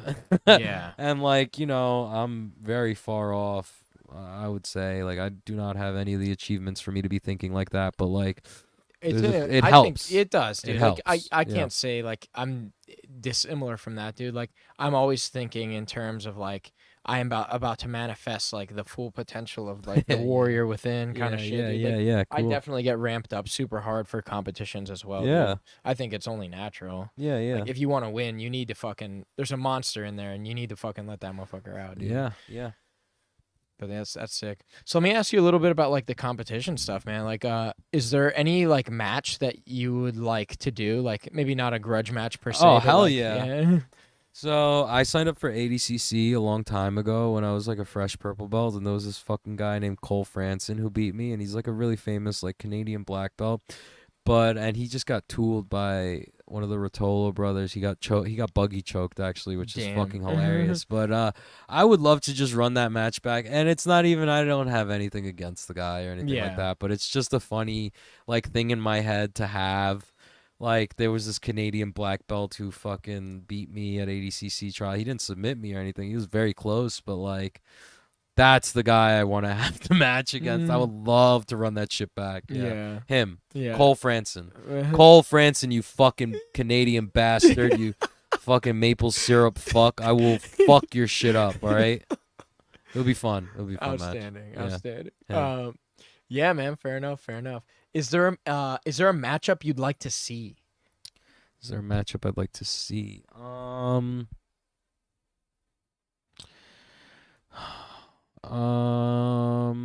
Yeah, I would like to. Well, I would like to see.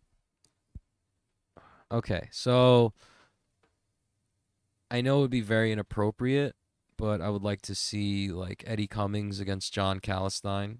That would be a cool one because Yeah. like it's like matchup. a teacher versus a student, and Yeah. like that would be really cool. I think they're both amazing competitors. It would just be like it's like one of those things like, oh, I want to see like a bear fight a shark. You know? Like, Yeah. yeah. So those two, and like I guess I really haven't given it much thought. So like, give me a second. Like Yeah. like something that would really get me out of bed. Maybe like I don't want to see Gordon Ryan fight anyone because I feel like he just tools everybody. But like someone that would be a fun match. Damn. Okay. So like maybe like Jason Rao. Jason Rao against Lachlan Giles. Lockie. Yeah, him. Those two would be fun. My coach Yeah. against that guy, because like I feel like Jason is a very underrated leg locker, and not even just underrated, but like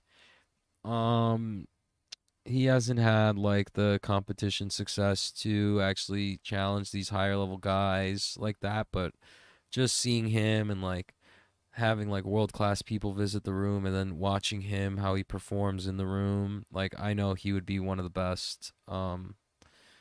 And oh look, someone just asked, how does Gordon versus Nicky Rod go? So that's interesting because actually Nicky Rod just spoke on on this other dude's podcast, Jay something, and he was talking about how they're probably going to meet up in ADCC and have a match.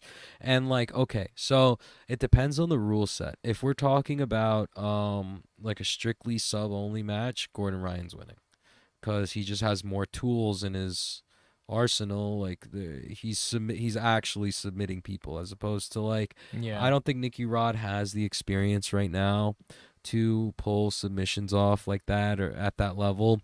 But if it's a points match like ADCC specifically, I think I think his wrestling might give him his wrestling and his experience in the room actually training with Gordon might give him the edge in that experience in that rule set if he can like basically like it's like gamesmanship. Like you're not going to be able to submit this motherfucker, but maybe if you can bait him into like wrestling with you and then take him down, get the 2 points, and now have him fighting on his back heels because he's down to. Now he has to open up more. Now he has to, so like if he's smart about it, I think Nicky Rod could give him a run for his money. Yeah, like gaming the system. Yeah, gaming him, but like, it's been tried before. Yeah. Like Hulk almost beat him, but like he didn't.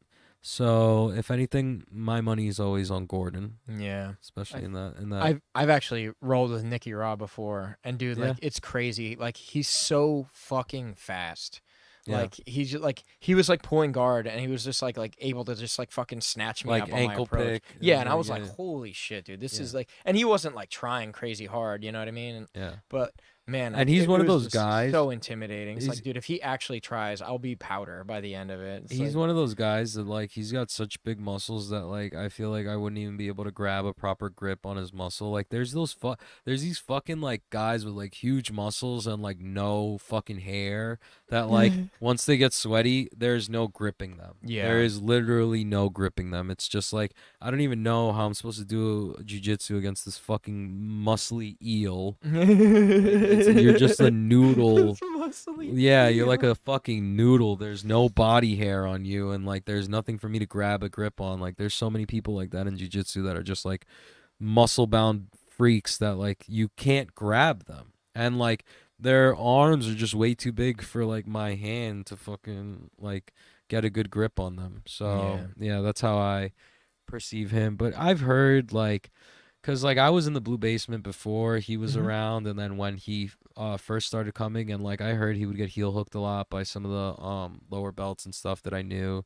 Like some people that I knew personally like would just tell me that like he didn't have enough jiu-jitsu to like not get heel hooked by some of the like the lower members of the squad or whatever the fuck. So I'm sure that has changed a great deal. I don't think leg lock defense is that hard to learn, honestly. It's pretty fucking basic for you to get out of a lot of the things. So I think he's evolved to the point where that's probably not happening all the time. I mean, he's training with Craig and everything. So yeah, I think he's evolved to the point where he has the ability and he has like the wrestling to get, because wrestling and jiu-jitsu is fucking terrible. So like he has the athletic ability and the wrestling background to give anybody a problem. Yeah, just kind of like while we're on the topic of like the Blue Basement, like the DDS guys, like what's your thoughts on like the whole split thing with the B team? Well, like I mean, Gordon came and trained with us, and Craig came and trained with us, and like, I mean, I'm not gonna say what like they said or whatever, but like what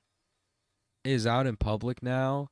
Especially, did you watch what Nicky Rod just said? No, you have to send me that. So, whose podcast was it? It was Jay something. It was some fucking random guy's podcast, but they did a lot of like media coverage on it and like jiu-jitsu outlets. And basically, what he said is that what's going on, and like it's interesting because Nicky Ryan's on the B team, and that's his brother. Yeah, that's his brother, dude. Like, imagine that you grew up with this guy. He like took. Like, that's your big brother. Like, I have a brother. I can't imagine harboring those sorts of like feelings toward my family, towards my brother. And but like I can't speak on like how he feels or like what happened. I have no idea. But just from what Nicky Rod said, he was saying how there was a poison in the team. And much like any other poison, you have to cut that shit out, or else it's gonna spread to the rest of the team. So he referred to Gordon Ryan as the poison. Oh wow. So like those are very powerful words. Like Yeah, definitely. what I dude. I really wonder why, or what Nicky Rod considered him, like what was toxic about Gordon? Was it like his attitude towards them? Was it like his how he treated people, or like, you know, what was it? Was it that like he wouldn't give other members of the squad like the opportunity to make money or anything like that?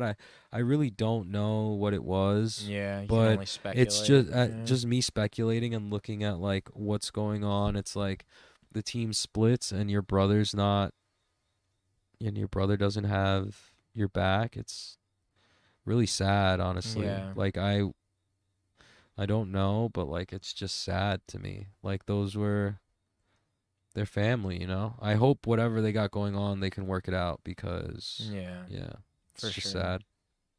Definitely, man. I know even like Studio 84 recently like split. Oh, and that's, dude, did you hear about what happened? Well, I actually don't know.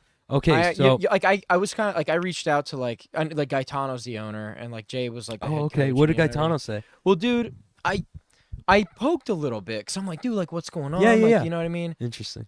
I don't know.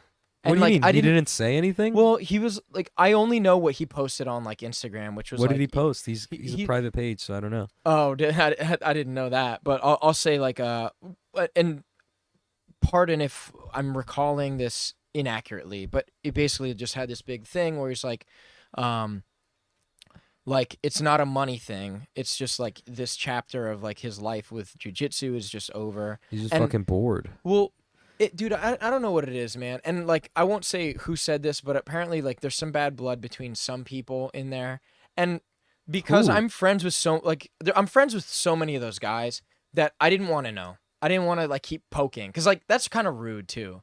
Like when the news is ready to come out, it'll come out. I'm gonna have like, you know what I mean? Like if Gaetano, if Jay, if Keith Krikorian, if John Combs, like any of those guys that were like the coaches of those places, because you know those are the guys that know, you know, like the real down and dirty stuff. But I'm not gonna go poking around until like maybe I see them in person or something. You know what I mean? Like I'm friends with all those guys, Yeah. and whatever's going on between who. I'm so the type to Yeah. poke around. Yeah. And like I won't say it on my podcast Yeah. or whatever the fuck, but I'm like the Yeah. type of, yo, what the fuck Yeah. happened? I mean, Tell me. I sent a couple messages out, but it's like, you know, they want to hit me with like a couple like word answers, like, yeah, man, it's just like this is just the way it is. I'm like, all right, fair enough, man. Well, you're probably not in the, like, you know, like maybe they're not as good friends with you that they're comfortable to tell you that sort and of fair things. enough. Like I do have like this That's- yeah. platform, so like you know what I mean. Like identifying that, like I feel as though I'm pretty trustworthy. Like and I can say that because like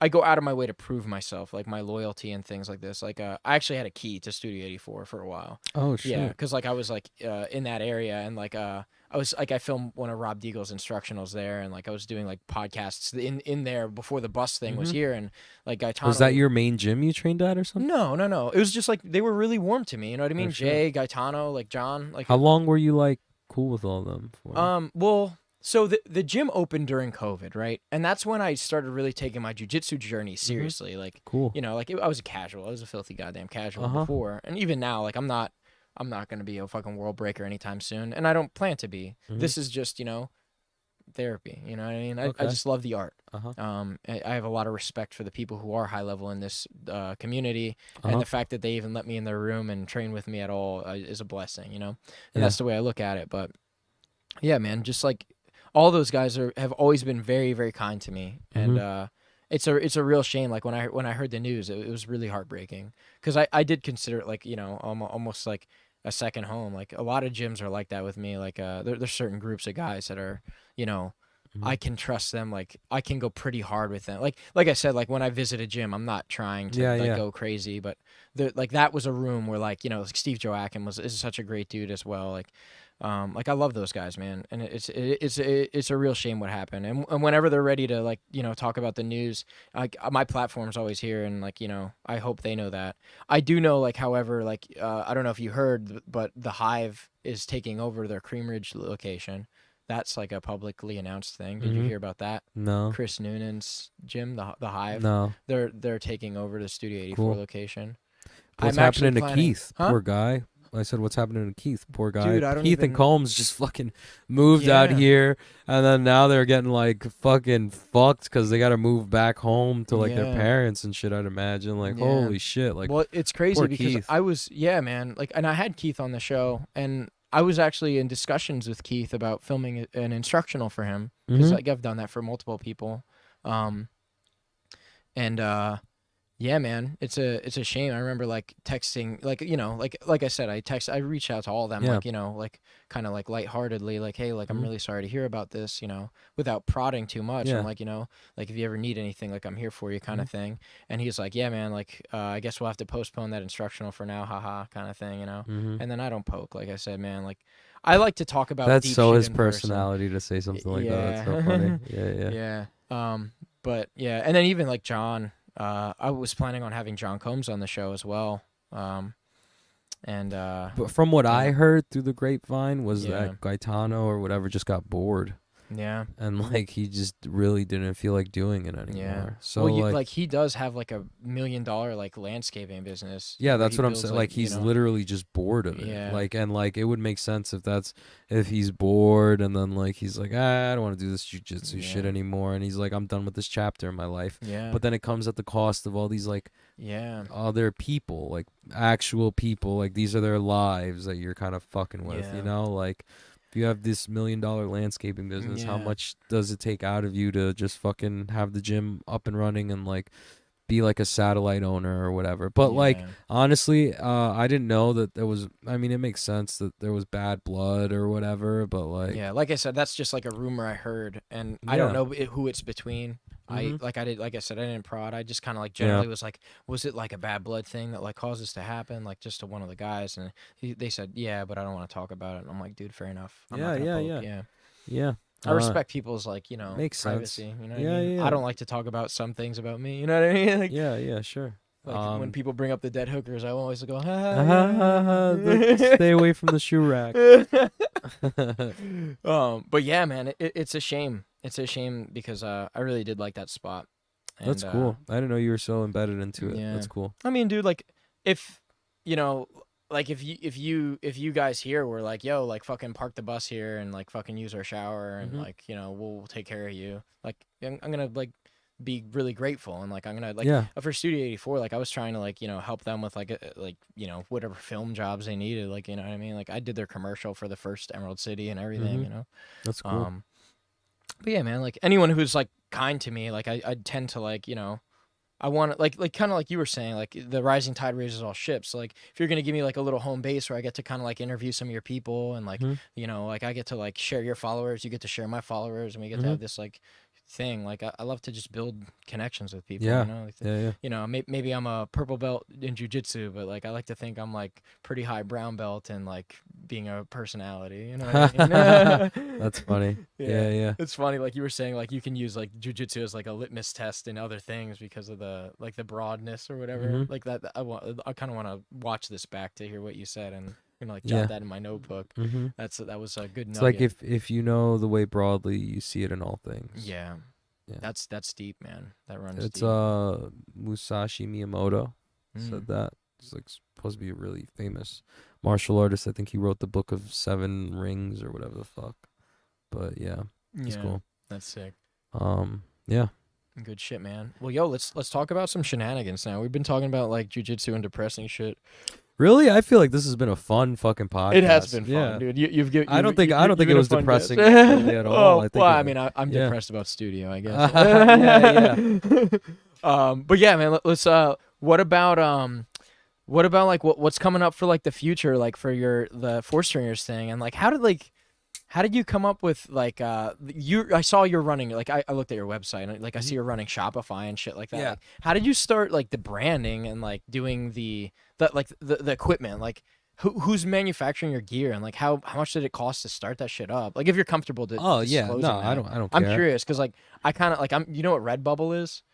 No. It's like you create your art and then you like put it on that website and then people can buy that and then Uh-huh. like you get a commission from them buying like a shirt with your design on it instead of you having to buy like a bunch of shirts up front kind of thing. So I've I don't know, like I before Ford Stringers, I was like trying to learn how to like sell stuff online through like drop shipping. I don't know if you've ever heard of that. Interesting. I experiment with some eBay stuff, but I'm not. I feel Okay. like I've heard of drop shipping. Okay, but drop shipping is basically like you order, like let's say there's something that comes from China in like 30 days, right?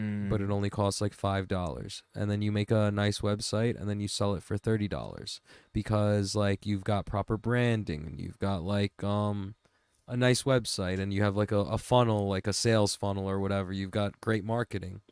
So there's no overhead. It's literally you just put in your credit card information. The people put in their credit card information. So you buy the $5 product, ship it to them, and then they pay you the $30, and then you profit that $25 easily, right? And really the work that goes into it is like actually building the website and stuff like that. So I got a little bit into that. I was experimenting. I was like, what are some things that you bought? And like you I was did? I was trying to do like a dog, like a pet, like just like a pet store, like an online pet store, because like there was a lot of like stuff from China. Like, you ever heard of Alibaba? Yeah, on So AliExpress. so AliExpress and Alibaba, like that, like they integrate very easily into Shopify. So like Oh wow. I would make a Shopify website, which is super easy to make, Shopify or Wix. And then I'd use the apps that they have there to help me find manufacturers, and then upload it to my website, make a nice looking website, and then sell products like that. So like How much is like a monthly subscription on Spotify or Shopify is like 31 Shopify? bucks. 31. Yeah, yeah, and What like are there different packages and shit? yeah, that's probably the most basic one. What do you get? Like what's the They difference? all the apps and stuff, like they Yeah. help you build the website and teach you how to do that stuff. It's really like it's you get out as much as you put in. Yeah. So I created like a basic website. It was like called like Bucci Boutique, something like that. It was my dog's name, and I just did some branding on there, and like they make it real fucking simple to do. But the thing is, like, I just didn't have, like, what really makes you rich off that is learning how to create ads and like make ads and abuse like Facebook ads and Instagram ads, and like Yeah. hiring influencers to advertise for you, or like Google ads. Now the game has changed now. Like, before, you could really get rich off of it, like by doing literal, like, it was the most bullshit amount of work, and you could sell like globally and not really have to worry about overhead or anything. Like, you're paying $31 a month. Like, that's not a lot when you really think about it. Yeah. When you can do all of what I'm talking about with the apps that are integrated into Shopify, it's worth it to go check out. You get like a 30-day free trial. You should just look at it and like Yeah. build like a bullshit website for this or Yeah. like whatever, and like Does your Four Stringers entire website get hosted on Shopify? yes. $31 a month. Yeah, and like I bought Fort Stringers as a domain from like GoDaddy Mhm. from like for like $12 a year. Mm-hmm. So like I picked a name, and you don't want to have anything that's like .ag or Yeah, you want a you want a .com domain. .com, because like Yeah. people don't trust anything like that. So yeah, I had the experience before I made Fort Stringers because I was trying to do that, and then like I got into like learning about like selling on Amazon and stuff like that, and how people sell on eBay or Amazon, and like drop shipping is just essentially buying something somewhere cheap and then selling it to someone else who doesn't know it's that cheap, right? Mhm. And then that kind of led me down the path of learning about print, uh DTG, I think it's called, direct to garment, or Interesting. so there's no overhead in this stuff, like if Yeah. you're doing it in that way. And there's pros and cons, because like if you're doing, like, let's say you have a design, like let's say you make a Shopify store, and what's the name of the podcast? Bard of all trades. Okay, so podcast. let's say you already have your logo, and let's say you wanted to just upload the vectorized image onto a Mhm. shirt, and now the shirt only gets made when someone purchases it, and it Yeah, takes that's how Redbubble works. yeah, it takes like a week or 2 weeks to do this. That's essentially drop shipping, where Mhm. it's like it'll take a week or 2 weeks, but then the thing is, you don't know the quality. because they're outsourcing it to different print shops across America, whatever's Yeah. going to be the quickest. So maybe the color isn't going to be the same, maybe the placement isn't going to be the same. There's a lot of like I've watched like a lot of reviews because Redbubble's not the only company that does this. Like there's a lot like Printify or something. Printify. Yeah, That was one of the ones I used. AOP. That's the trade-off of it. And for me, for jiu-jitsu gear, I don't want to do that where it's like I need to have the gear high quality shit, and like I don't want to have my shit like maybe like a bullshit shirt. Yeah, sure. If like a t-shirt. like not a rash guard. not a rash guard.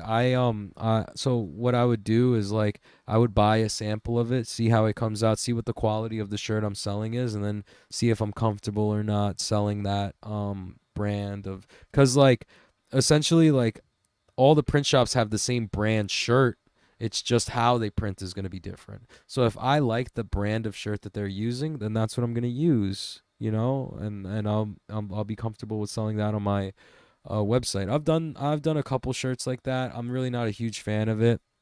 I like So what do you do for the rash guards now? So that's the thing. I have like a dude in China, and I've used them a couple times. I'm leaning towards finding someone in America. There's a guy, I'm about to give him a huge shout out. His name's Mons Design, and he's done almost all of the designs and rash guards for like the 10th Planet people. He's a 10th Planet guy, and he's done really good work. I think he does work for Phalanx too, but he's got like a local, that's like an American dude doing, maybe he outsources his shit from China or whatever, but the thing is, when you're dealing with someone from China, you're dealing with someone Chinese who speaks English. It's not in a native born English speaker, so the fucking language barrier sucks, and the time difference sucks, and like really like troubleshooting shit and like getting samples made and stuff like that is like a fucking nightmare if you're not using somebody who comes like highly recommended or something, because you find these manufacturers through like Alibaba or anything like that. You hit up these companies, and like it's weird because you have to filter through, because sometimes those Chinese motherfuckers are drop shipping to you. They're like a fake business that's like using a real business but upcharging you, you know, like from a different factory or whatever. You really have to find, oh, like this is a real manufacturer selling to me. Like it's not like I'm not going through a third party person who's like fronting like they're the real manufacturer. That's where the trouble lies, where like you have to really put in the legwork to do that. And what's crazy about China? What's like some like maybe like some secret tips that you would walk away with, like? Oh, dude, if you like someone's gear, like if you like my gear, I'll give you my manufacturer. Like, that's priceless, right there. That's fucking priceless. Like, I've done the legwork for you. It's just like finding like a mentor to take you. Like, sure, I can mentor you in this aspect of the business because I've gone through all those pitfalls already. 100%. So like, I already have like 2 manufacturers who I trust, who I've done business with. But the thing is, I'm always looking for somebody better. You know, like I'm always looking to cut costs but like not cut quality. So like I'm not gonna put something out there that's like shitty quality that I haven't like vetted or whatever. So in that sense, probably the best. That's why word of mouth business is so important. Like there's countless manufacturers in China and Pakistan, you know, making gis, making rash guards and stuff. But like I already have like some emails that you can hit up of people who can get you started like this, who can get you a sample as soon as possible, who have like good communication skills, you know, like that's what's most important. And like let me ask you this, like objectively, do you think, like you saw my logo and shit, like how realistic is that? Like I put that on a rash guard and people buy it? No. Yeah. Because it has nothing to do with jiu-jitsu. It's not even that. It's not that. It's really not that. Like, if you're gonna build a brand, it can't. Me personally, I don't think it can be about a person. Like, if you're not like an ADCC, whatever the fuck, like of course. you're. It's not about you. You have to build an idea. Like you have to sell them on the idea. So me, I did 4th stringers. I did something very relatable to everybody, where it's like there's like elite people who train. Like, I'm not worried about getting the elite people as customers. Hey, I love you too, Dylan.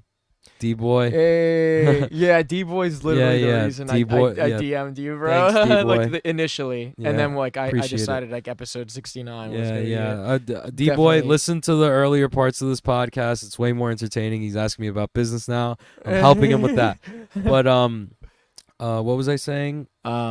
We're talking about like my logo and like how, Okay, how, okay, how you so- have a relatable idea for yours. So I have a relatable idea, fourth stringers, that appeals Yeah. to a wide variety of people. If I'm looking at your logo, I'm like, what the like? I don't even listen to this fucking podcast. Like, Yeah. you would probably get like 100 people maybe, as opposed to like 1,000 people, or like Yeah. something a more relatable idea. Like why would they wear this unless Yeah. they're huge fans of you, right? Exactly. And like, specifically okay, that. so Mhm. maybe you want to sell to people who are just fans of you. That's fine. But like, do you want to make money? Do you want to create a business? Do you want to create a brand? That's what you have to ask yourself.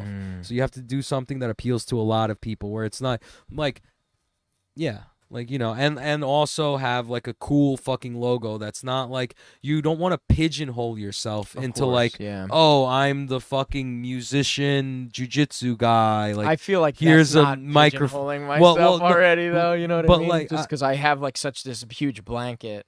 And well, that's kinda I'm what I've saying been like, going I'm for. not gonna wear a fucking microphone on my rash guard. Yo, fair enough. So you know what I mean? Like like, why would I want to buy your rash guard as a Yeah. grappler, as just Yeah. a straight up grappler? Like, what would entice me to buy? So when I thought of that, I was like, a fourth stringer. Like, like, not everyone's an amazing grappler, but everybody's training every day and like Yeah. doing their best, and like they're in the room like trying. So I think like fourth stringers resonates with a lot of people, and Yeah, that's the man. kind of thing that you have to think about when you're creating a brand, is like, what's going to resonate with the most amount of people that like I can still stay true to, or like that would be like my passion or something like that, you know? So like, Yeah. that's how I would go about it. Yeah.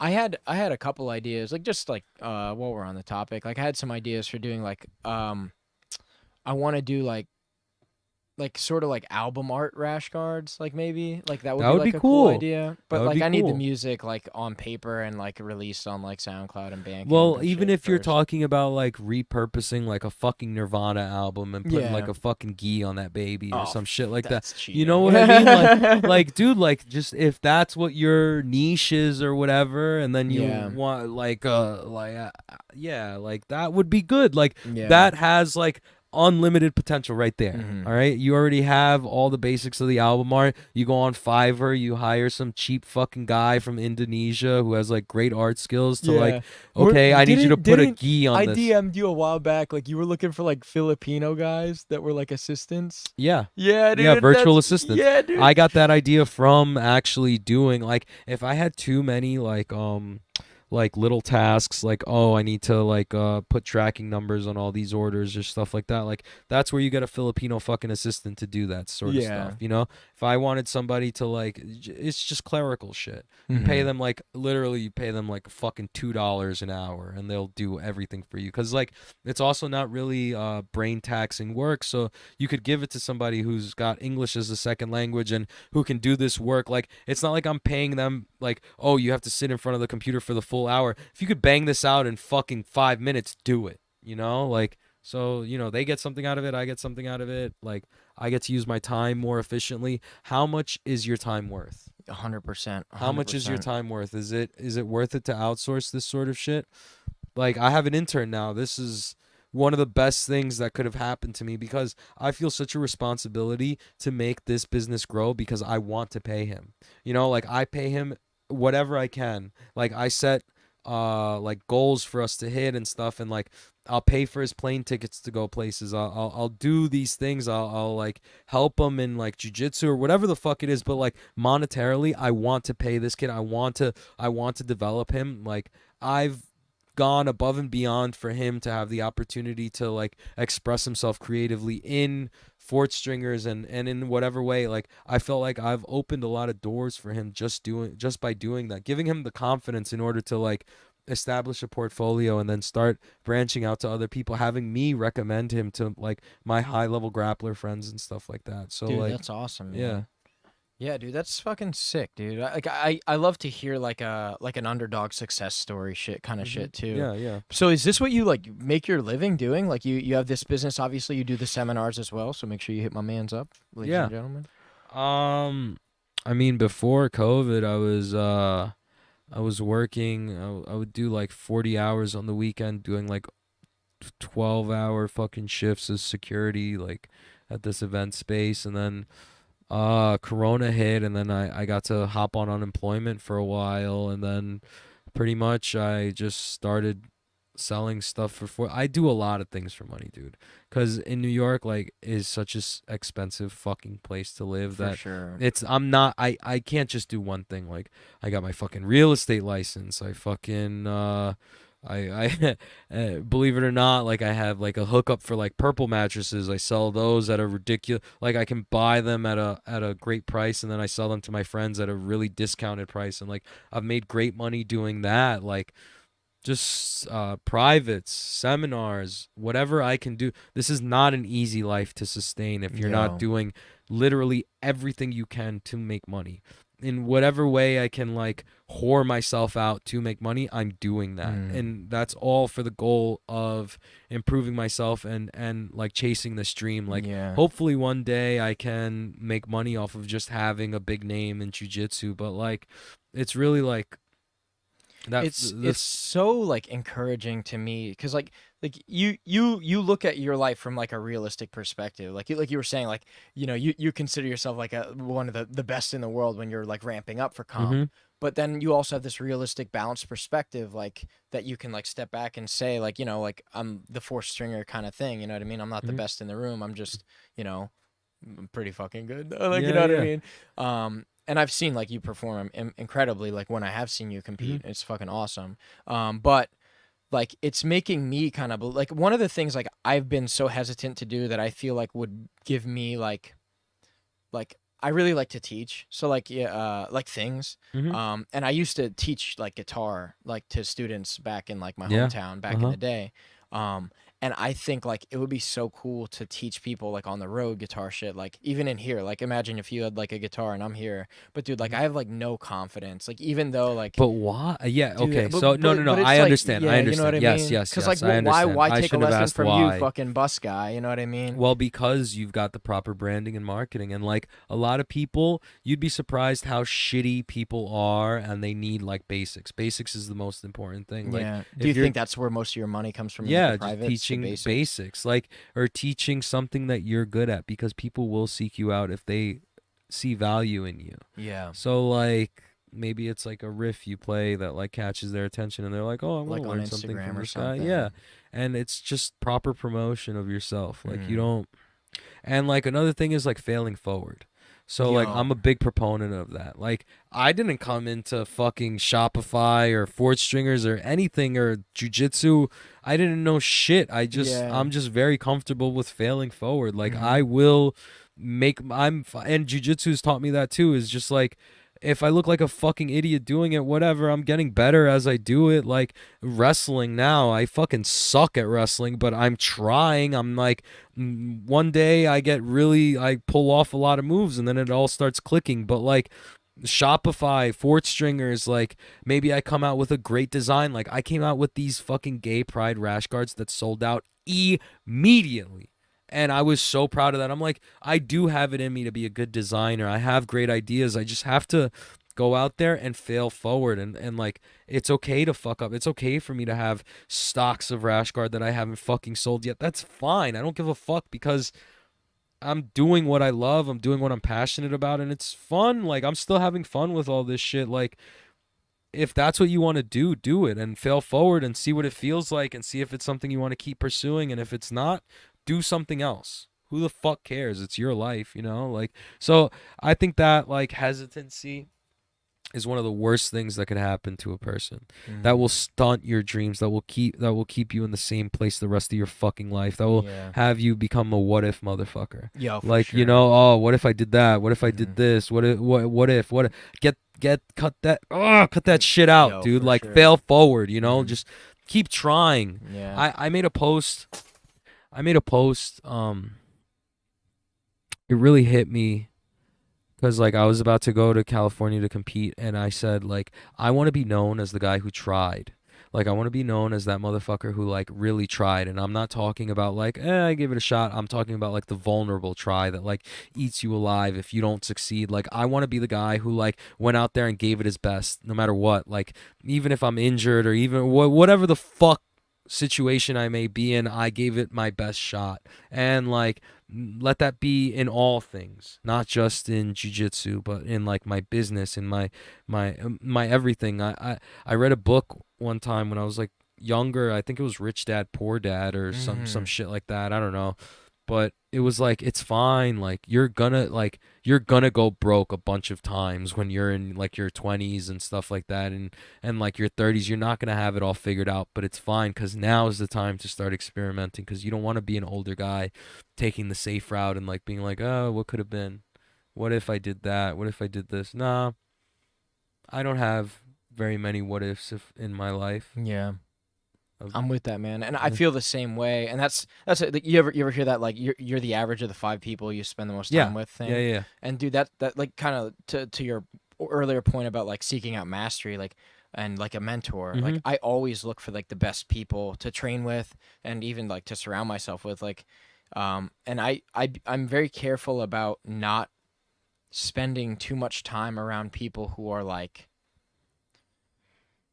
stuck or whatever, like maybe not stuck, because everyone gets stuck. Unambitious. You know what I mean? Unambitious is definitely a one of the things. You know what I mean? And just to that point, it's one of those things, like the bus thing, right? Like, if I didn't do this, like I owned this bus for 4 years before, like, you know what I mean? Before I did this. So it's like, what the fuck are you doing? Like, stop sitting on your fucking hands. Do it.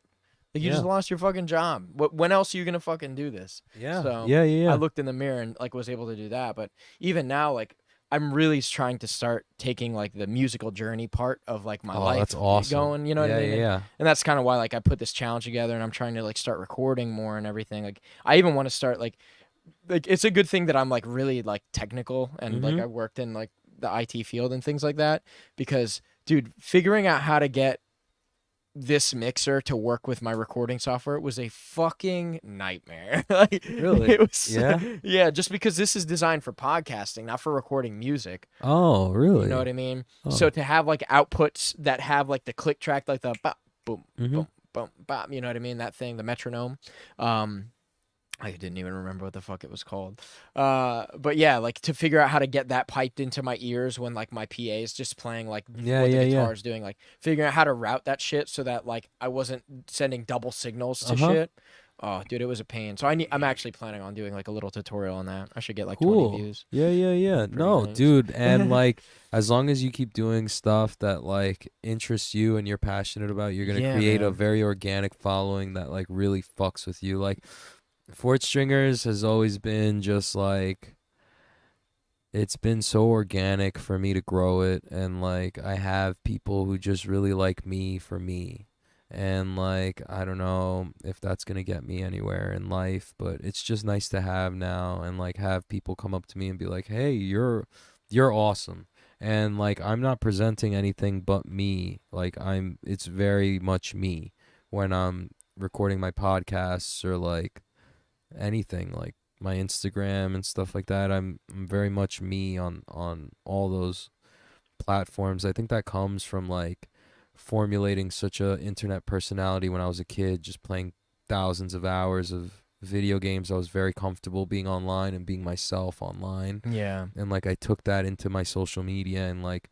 people resonate with that, and like I really don't think like I feel like I'm an entertaining person. I feel like people like what I have to say and stuff like that, and like maybe that's my ego or whatever the fuck, but I enjoy myself so much doing it that like I have no reason not to.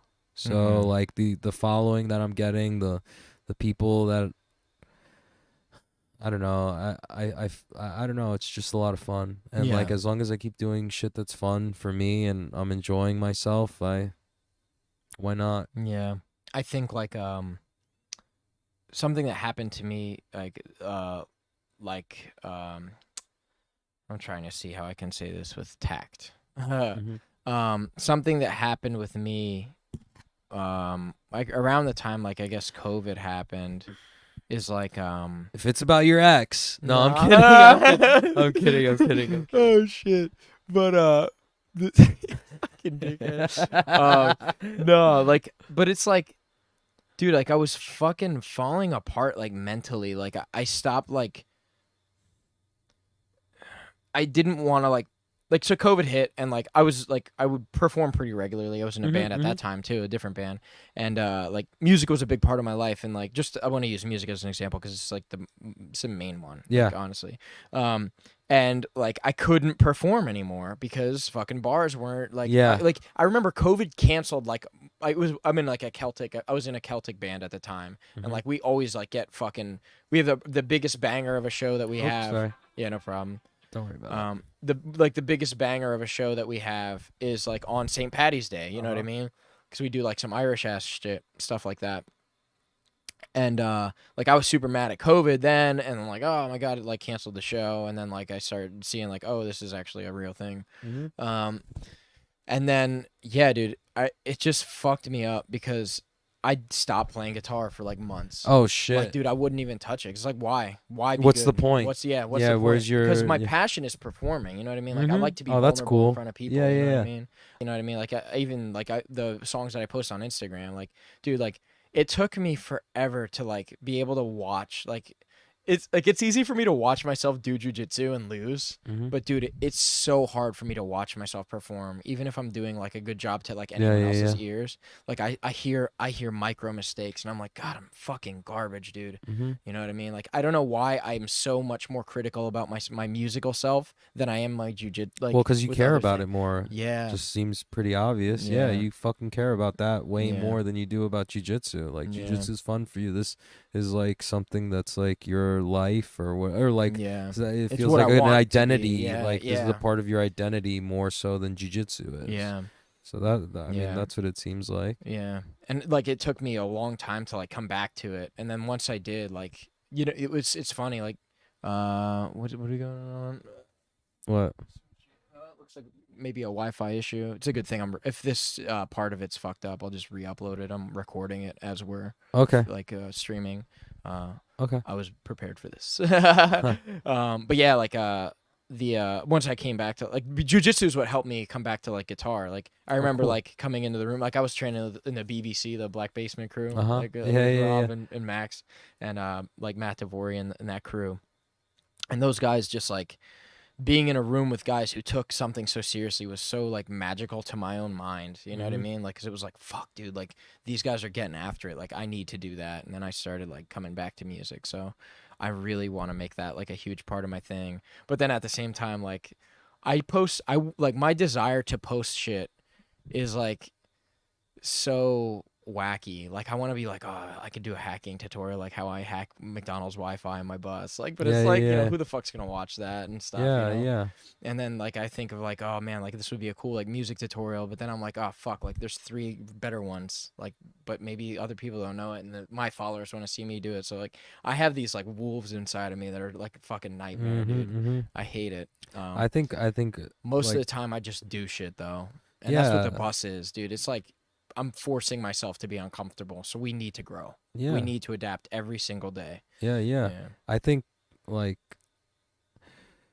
just putting out, like you have to realize it's you that people are like looking at, but like there is also something about like being consistent with the content that you're putting out, whereas Yeah. like I don't know how many people are going to be interested in like your musician people are going to be interested in like the hacking portion of what you're doing, or even but the like jiu-jitsu or stuff. the like, jiu-jitsu, yeah. So like, but also if that's you and that's the kind of brand you want to build, why the fuck not? Yeah. And like if it doesn't work out, whatever, who cares, dude? This is so, as long as it's so fun, you know what I mean? Like if it's fun for you, keep fucking doing it, whatever it may be. And like this is you, man. Like people love to see that vulnerability. And like I mean, like I don't know if you were aware, but look, like I saw what you were talking about with like Telegram or like Yeah. Signal and stuff like that. Like I'm sure that came as a surprise to you, where yeah, it's like when you you- mentioned it, I was like, yeah. oh shit. like who yeah. knows who's watching your shit. Yeah. So like I Definitely, think man. it's very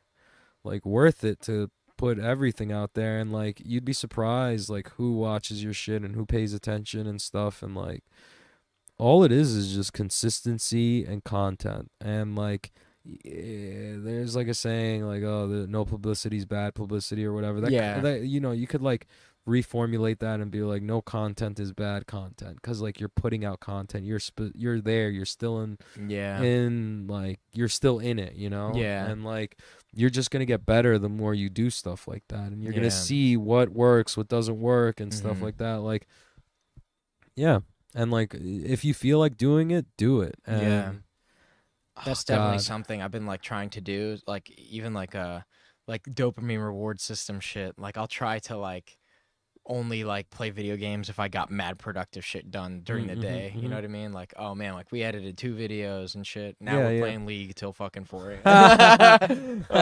That's funny. But yeah, like that's thanks for letting me know, dude. Thanks, House. Yeah. Or Ho, I can't even see it. H-Dose. H-Dose. Thanks, got dude. The PlayStation symbol. What's the best console?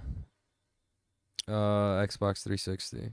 Really? Yeah, because I had played Gears on that. My word. That's why. What was your favorite gun in Gears? The shotgun, and I would just wall bounce Which one? everywhere. The Nasher? Yeah, I would literally just wall bounce everywhere. Yeah. That's what I was doing. Yeah, for sure. Yeah. Dude, you know what I fucking love? The fucking torque bow. The torque bow. There was this, we were having tryouts and for our clan, and like I remember there was this guy, and he would call the torque bow the torque bow, like every fucking time, and like it just stuck with me for years, and that's what I call it now. Yeah, it's funny. That's fucking awesome. Dude, horde mode was my shit, dude. It was fun. Dude, I was just more into multiplayer just because like, you know, I was trying to be competitive, but yeah, that was fun. You played like the execution mode where like it was life only. Execution, the way I wouldn't get fucking lancered down. But yeah. Any other questions? Yeah. Any other like yeah, man, like I think like you hit a lot of really cool stuff, man. If there's anything like we wanted to talk about, what's the chick that died in the van, like the boyfriend? I think that's so funny. You know what would be a better thing to talk about? All right, let me ask you something. Let me take this podcast somewhere. Have you been vaccinated? I have not. Me neither, but what are your hesitations? Yeah, man. All right, this is a cool conversation. I do believe in the vaccine. Like, I think vaccines work. Yeah. But personally, I just feel like I already got the virus. I know people who have gotten the vaccine that got infected. So I think letting my immune system build up natural immunity is the best way. And specifically, like, this is so anecdotal for just me, right? Yeah. It's the same way I feel like I can train in a room with a bunch of guys and not worry about, like, fucking sweat getting in my mouth because I'm incubating all my buddies' germs already. Like, I'm growing immune by exposure. Yeah. You know what I mean? And that's my theory on it. I'm not a fucking doctor. No. Don't take my advice. I'm not a doctor either, and like I'm just like sort of counting on the millions of years of evolution that have been going on, like my immune system, and like I understand that this is a virus with gain of function that has been manufactured in a lab, so it's probably not going to work the same way as any other virus from nature, but like from what I understand, I'm young and able enough to fight the virus off, which happened already, and like it's not like I'm anti-vaccine or anything like that. I like told my mom and dad to get it. They got it. But it's just interesting because since I live in New York, this is a very like blue or like democratic state. Yeah, for sure. So now they've got these like vaccine mandates where it's like you can't even eat indoors. So in August, mid-August, they put out a warning. September 13th, they were going to start sending agents from the Department of Health to check if people are upholding these vaccine mandates, and if you're not, your business gets fined. Oh, that's fucked. And they get fined like a lot of money. Vax cards. You need to check vax cards. Gyms need to check vax cards. Only people who are vaccinated are able to, or if they have had a COVID test that is negative. And I have like the Excelsior app or whatever with like you have to like take a picture of your vaccine card, and then you can show like the restaurants like, oh look, I got vaccinated or whatever, right? And like that app is so fucking broken. You can upload a picture of your fucking dog. And it'll be, it's basically like a picture taking app that Yeah. like, and they say like, oh, we're verifying. They're not verifying shit. Yeah. Like, you know, but it's just interesting to like, I like to hear, like, I think jiu-jitsu is such an anti-vax community. Like a lot of the people are very suspicious of what they're putting in their body and I have everything a theory like that. on that What? actually. I think if you think about like this is a cool topic. Like cuz we're talking about the psychology of this, right? Mhm. We're not talking like oh, whatever. I think because the quarantine fucked up a lot of jujitsu practitioners' lives. Like Mhm. this is an outlet for a lot of people. You Yeah. know what I mean? Like some people that train in jujitsu probably don't like abuse their spouses because they get to take it out on their friends. Yeah, You know what I which mean? is which is sad, but also It is sad, but true. it's Yeah. true. You know what I mean? Like that's the reality of the situation. Yeah. And It's like upsetting when Yeah. like I know that like it's like a common thing to say like jujitsu is therapy for Yeah. people, but therapy is therapy Is- for yeah, people. Let me yeah. just put that out there. Like jujitsu is not like jujitsu is like a good outlet and stuff Yeah. like that, and maybe you could take out some. But like if you're gonna Yeah, act like that, if you're gonna hit your don't treat fucking the wife, symptoms, don't treat the yeah, fucking yeah, like you have problems that you need to go to therapy. Honestly, I wanted to start therapy. The only reason I haven't was because I missed my appointment. I like set it all up and everything. Apparently Medicaid covers that, so I set it up. I was gonna do virtual therapy, and it's not even like I'm sure I just want to talk. Like I just want to talk to somebody about like what I have going on in my head, and maybe get a free Adderall prescription or something. But like I just want to talk to somebody and see if I do have something going on, or like just talking to a professional. I think therapy should be more normalized, where it's like I think in America it is getting more normalized, but in like Spanish culture and like Asian culture, like only people who are crazy go to therapy, you know. And I don't, I'm not in that camp. And like I think it's a little toxic to even say like, oh, jujitsu is my therapy, because no, therapy is therapy. And until you go to seek a professional and like see what, like, yeah, don't treat the symptoms, treat the cause. Yep, absolutely. But yeah, I'm sorry. What were you saying? No, I mean like you pretty much hit that on the head, dude. Like, but yeah, like to come back to it is like like I think a lot of the reason like a big reason people don't want to get the vaccine is because of the mandates and things like this, right? Yeah. Like psychologically, they're like they have problems with authority, so they, you know, I'm not gonna fucking listen to you. You fucking uprooted my life already. You fucked my life up. I'm not gonna listen to you anything like that. So I think that's a big part of like the jujitsu thing. Like you took jujitsu away from me. Fuck you. I'm not gonna do what you want. Yeah. But then on top of that, I think another big thing there is like the back asswards ass shit that like New York specifically is doing. Like did you hear about like the jury duty thing? Like if you're not vaccinated, you can't get jury duty. It's like, fuck no, I'm not getting a vaccine now. Like if you're not vaccinated, you can't do jury duty. Yeah. Oh fuck, awesome. The fuck. What the fuck? Like, yeah, sure. Don't put me. Oh God, yeah, sure. I don't want to be on jury duty. Call me a racist. Like, I don't want to do that shit. Oh man, dude, you ever got jury duty? No. Oh, dude, it's I got like kind of called in for it, but I never. No. I like got like a letter or something that like, oh, you might be selected, but I never got selected. Have you done it? I have, yeah. Oh, that sucks. I was and it was interesting, and I'll totally talk about it now. But like it was like a drug thing, like they do was like guilty or whatever about. So like I had to miss work for it, and I was already like, me and my new boss, like one of the reasons I left engineering, I didn't get along with my boss at the time. Anyway, like I was already like going at him for like some things that I was doing, and I'm like, fuck, and now I got this jury duty. Like I'm trying to prove that like I'm right, but now I have to fucking go, and like there's just more time that I'm gonna be like scrutinized for like the way I'm working about some things. And like I had to go, like there's my fucking jury duty. So I went to do this, and I'm just like the whole time I'm like, dude, whatever like most of you say, like I'm with that. Let's just get this over with. You know what I mean? Yeah. Like I don't really care. Like I spoke my mind. Yeah. And I'm like, you know, I think this and the other thing, but like I don't think it matters at the same time.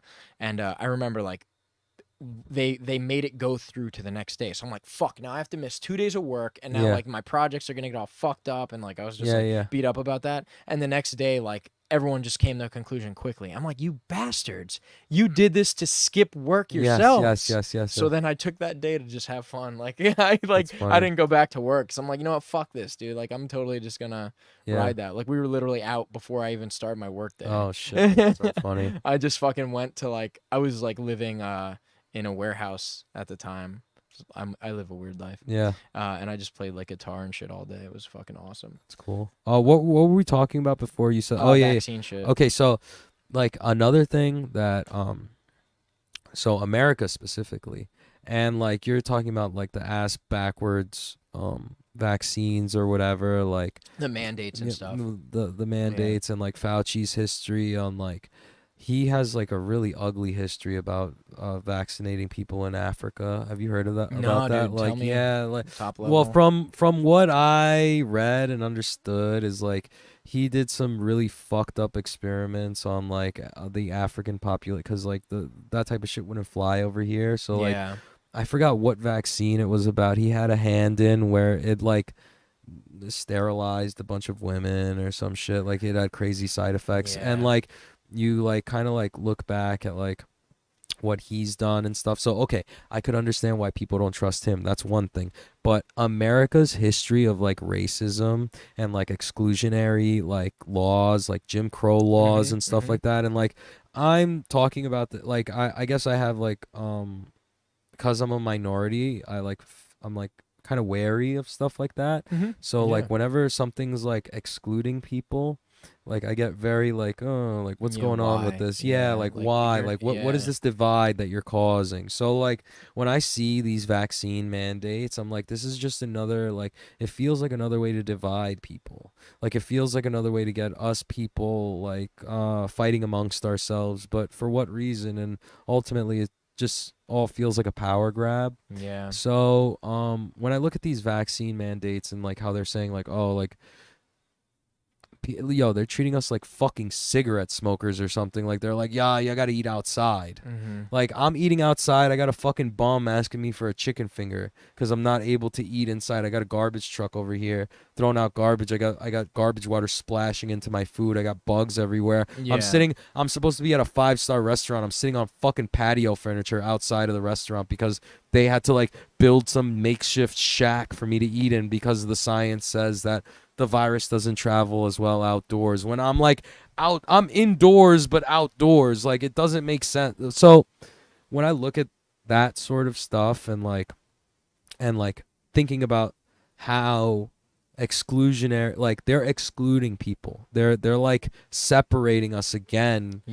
And like it's interesting, like more and more people are starting to catch on. Like the Black Lives Matter movement or whatever is gonna like do something about like they're calling like vaccine mandates racist because like it's hard for black people to actually get vaccinated, because what was going on a lot was like they would have pop-up vaccination spots. Trucks, and like what would happen was like they would put it in like low income neighborhoods, and like people from high income neighborhoods would come and get the vaccine there.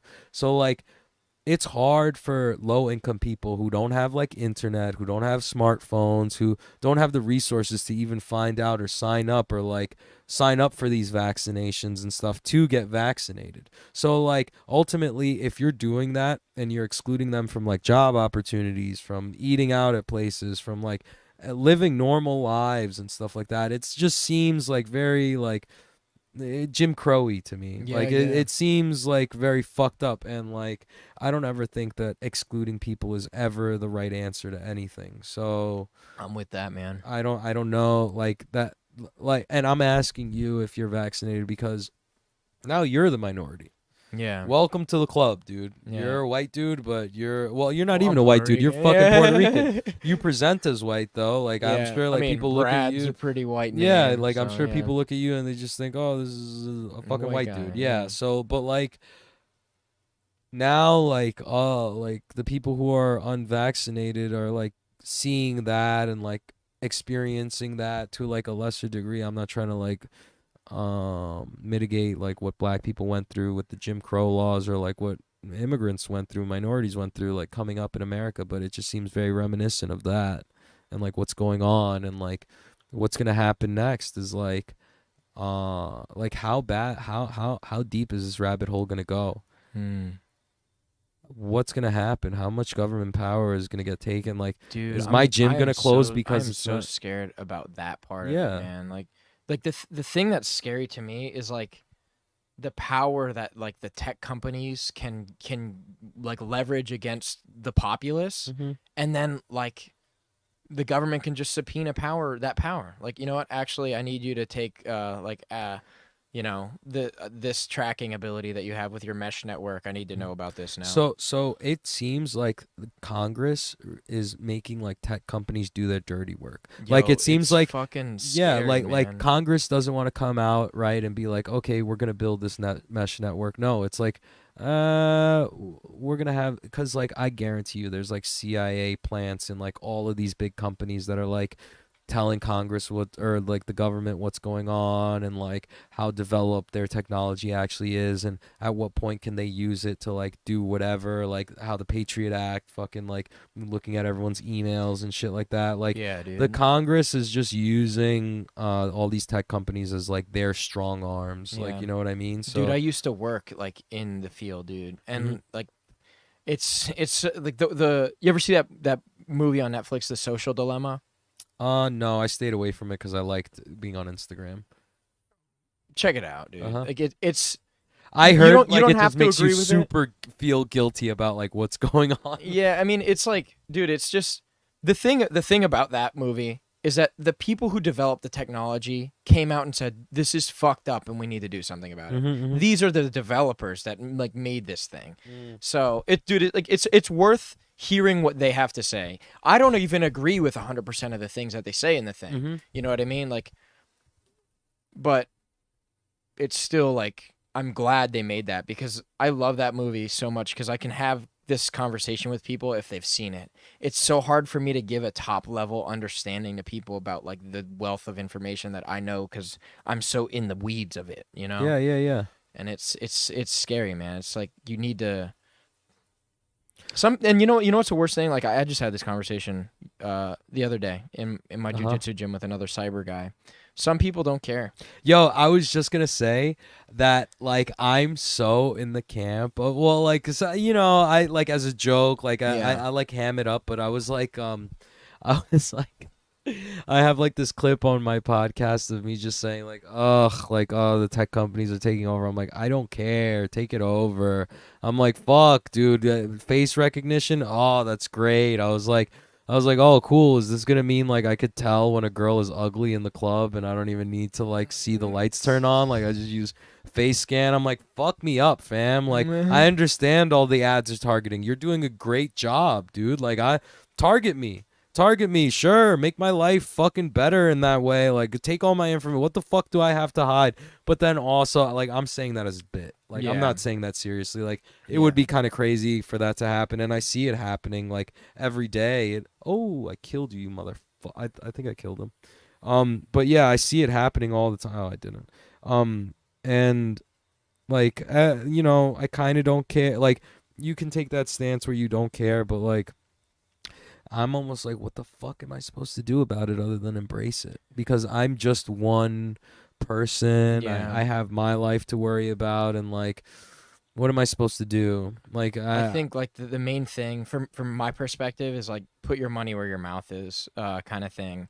And that's why like I've been really like going out of my way to make sure my money doesn't go to causes I don't believe in. And dude, like I don't even wear Nikes because like I don't like the shit that they do. You know what I mean? Like with like sweatshop and everything. Shit, dude. Like I don't like that. And like it'd be so funny to hear, like, to tell like fucking like people who use iPhones like about like Foxconn or whatever. Have you heard of that? No, it's Foxconn. So like there's like they use like sweatshops to like manufacture like iPhones and stuff. Yeah. And they had to like install nets outside of the buildings because everyone was fucking killing themselves. And like when you tell suicide like nets. Yeah, they had to install suicide nets because of all the people fucking offing themselves at work because of the horrible work conditions. And like when you tell people like that that's what's going on with their iPhone. That's how the iPhone's getting made. They're like, oh, they That's just how don't it be. care. If They you just want to make don't an fucking omelet, you care. gotta break some eggs. Yeah, and like the eggs are like children. Yeah. Those are the eggs we're talking about now. Yeah, man. Like I think like right now currently I use like an Android phone that Samsung makes, but my next phone I think I'm going to get the Freedom phone. Do you know about that? No, that sounds like a really broke ass phone. No, No.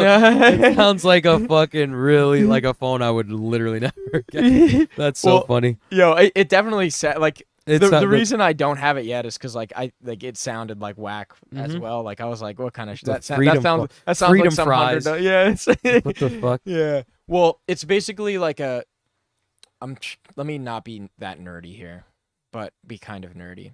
So, and like Droid, like that Google makes, the Droid OS that Google makes is part of the AOSP, which is the Android open source project. Okay. So you can make your own operating system and put it on a phone. Oh, because they have it out there for you to. Yeah, the original download. project is open source. Like just Droid is owned by fucking Google. But the Freedom Phone made their own OS, and basically like it has like no Google apps installed, and Cool. it just like it's a really nice and the specs are pretty nice. Which is like important. Like I need a good camera on my phone and shit like that. But I think like a big thing, like talking about that video I made a while ago, like it's on YouTube if anyone wants to look it up. But the thing is, like, I'm trying to compartmentalize my life. Like I don't like my Facebook and Instagram live on certain places, and then like all my banking stuff lives on here. You know what I mean? Like all my cryptocurrency like in certain places, and like I think that's a big thing. It's about taking responsibility for like being pseudo-anonymous, right? Yeah. So having multiple identities that you give. Like I want Google to know this about me because like I don't care about these ads, and inevitable like Google has fucking trackers on it like 90% of the websites that exist. So it's about like I want to people learn need how to be do more, that. Yeah. I want to learn how to do that because and I want to do videos on it, but it's like, dude, I get like 10 fucking views, and I'm just like, it makes me feel like even more depressed. Like no nobody one actually fucking cares. That's Google fucking with you, like Yeah. suppressing you. Yeah, for sure, Yeah, dude. they're like, So I'm using okay. hashtags like Google like spyware. Yeah, like, we're not gonna Yeah. get this out there. Oh yeah, your mom could see it. Yeah. Like that's about it. And your mom's just like, what's going on, honey? Like yeah, that's probably what's going on. But Yeah. I think it's important to put that stuff out. I would definitely Yeah. watch that. I want to learn how to do that shit. Yeah. I just got a VPN. Like you know what Yeah. I mean? Like I need to be up on that shit more. Yeah, it's interesting. Like people think like about like VPNs, like NordVPN. Like I'm paying so I can fucking watch like Netflix from another country and shit. But I have a VPN set up like at like my mom's house where I have like my files, you know what I mean? Like I have like a file server there that like I'll record this podcast and I'll back it up there because that way if someone breaks in a bus and steals my laptop, I still have all my files. Oh, cool. You know what I mean? So Yeah. there's a lot of different ways to set up VPNs, and I always recommend like having it at your house and shit like that because That's then cool. you're I have like network I resources. had no idea how to do that. That's Yeah. awesome. I should do more tutorials on that shit. Do but it's more. Just it's just so it's But you have to be able to takes, do like, it in a way that's that's consumable easy. for Yeah, like, man. cause like, and that's real mastery. It's Yo. like in jiu-jitsu, it's like if you're able to teach a high level thing in a really easy way, that means you've mastered it. So like, if you have real mastery over that and you're able to do that, do it. Yeah. Look at all these comments, dude. Oh, look Yeah, at fucking Box popular Fossil. now. Let's go. Yeah. What time is it? It's pretty late. It's almost 1, bro. Yeah, All I right, gotta man. head out. I gotta Yo, for fucking sure, wake up man. at like 6 in the morning Yo, to go I lift know. weights. Yo, So- dude, you're a fucking god, dude. No, I'm I'm not. I'm not. I just want to do good in jiu-jitsu. I fucking respect it. Well, yo, give me like some closing sentiments, man. Where can people find you? Say something funny. I'm not a clown. No, I'm kidding. Daniel. Let's see. Well, follow me on Fort Stringers if you guys like what I had to say. And it's VPN, not VPS. H-dose. Sorry, you spelled that completely wrong. But No, I or- use a VPN. VPS is virtual private server, and that's a different thing. I don't have that set up. yeah, Mr. PlayStation. No, okay, so yeah, find me on Fort Stringers. Follow me on Instagram. I'm very active. I'm always posting to my story. I'm gonna try to get a Patreon up, where I do like Like I'll do like a regular episode, and then I'll do a Patreon episode like once a week. I'm really into podcasting. I love it. I think it's like a personal journal, and like I get to look back and see where my state of mind was back in the day, and like I have like a good like probably like 104, 105 episodes now. I feel like I'm getting better and better every time. And yeah, just come follow me on my journey. If you liked what I had to say, and let me think. Let me leave you guys with something. I don't know. Just I feel like I've said a lot in this podcast. I was expecting us to like be ranting about like some fucking shenanigans, and we actually just had mad deep conversations. Well, but I'm very happy about it. That's what I feel like. I mean, like I can shift into different, and like maybe if I was smoking more weed, I would, because it's like, legal here, right? Yeah, it's legal here now, but like I've been sober for like a couple weeks now, and like that's a big shift in my life, because like I used to smoke literally probably like 5 times a day. And like I just did it so that I could lose weight more, because like COVID hit, and like it kind of broke the streak, and then I was like, whoa, I feel more awake, and then I was like, I need to be more productive in my life. I'm like 29 years old now, so I don't know. Maybe I'll get back into smoking so that I can make more ridiculous podcasts, but I don't know. Like I think I added enough humor into here to make people actually watch it. Yeah. Yo, closing sentiments though. When are we gonna get the 4 Stringers OnlyFans up? I know you were joking about it when you were taking like your pictures with like your girlfriend and Mike. Oh yeah, that was. Yeah, maybe I got a lot of backlogs of dick pics that I could put up there. So. We got to see that comp wiener. Maybe the combat cock. Maybe I'll put pictures of combat cock before and after my matches. I'm like, oh, I just won gold. And I'll have it wrapped around my dick. Yeah. That'd be pretty funny. Like, look how chubby I am. I got a half chub going before I stepped out onto the mat. My confidence is at an all-time high. Oh, shit. Yeah. Oh, fuck. Dude. You know what? I love podcasting because, like, I feel like it's like a nice step into, like, comedy. Yeah, because like I've done like open mics and stuff. Yeah, dude. Out here. Yeah, I'm glad to hear that. I've tried it a few times. It's fucking bomb. I've bombed before. It's so fucking funny. Yeah, and like it's so much easier to be funny on a podcast. I think so. But it's like more organic. Yeah, it's more organic. It's an art. Like comedy's an art. Like you need to like and bang perform. punchline. Yeah, you know yeah. what I mean? It's like there's a formula structure to it and stuff, and I had no idea how to do it. But yeah, I don't know. It's hard to say bye. I don't know. But yeah, take care, guys. I got to go work out and stuff. It was a lot of fun, Brad. Thanks for having me. I hope you guys follow me at Fort Stringers. I'll let them know how many of buy his rash guards. Yeah, buy my rash guards, fortstringers.com. And I'll definitely be reposting this on my SoundCloud and stuff. So thanks, dude. Man. Much obliged. Thank you.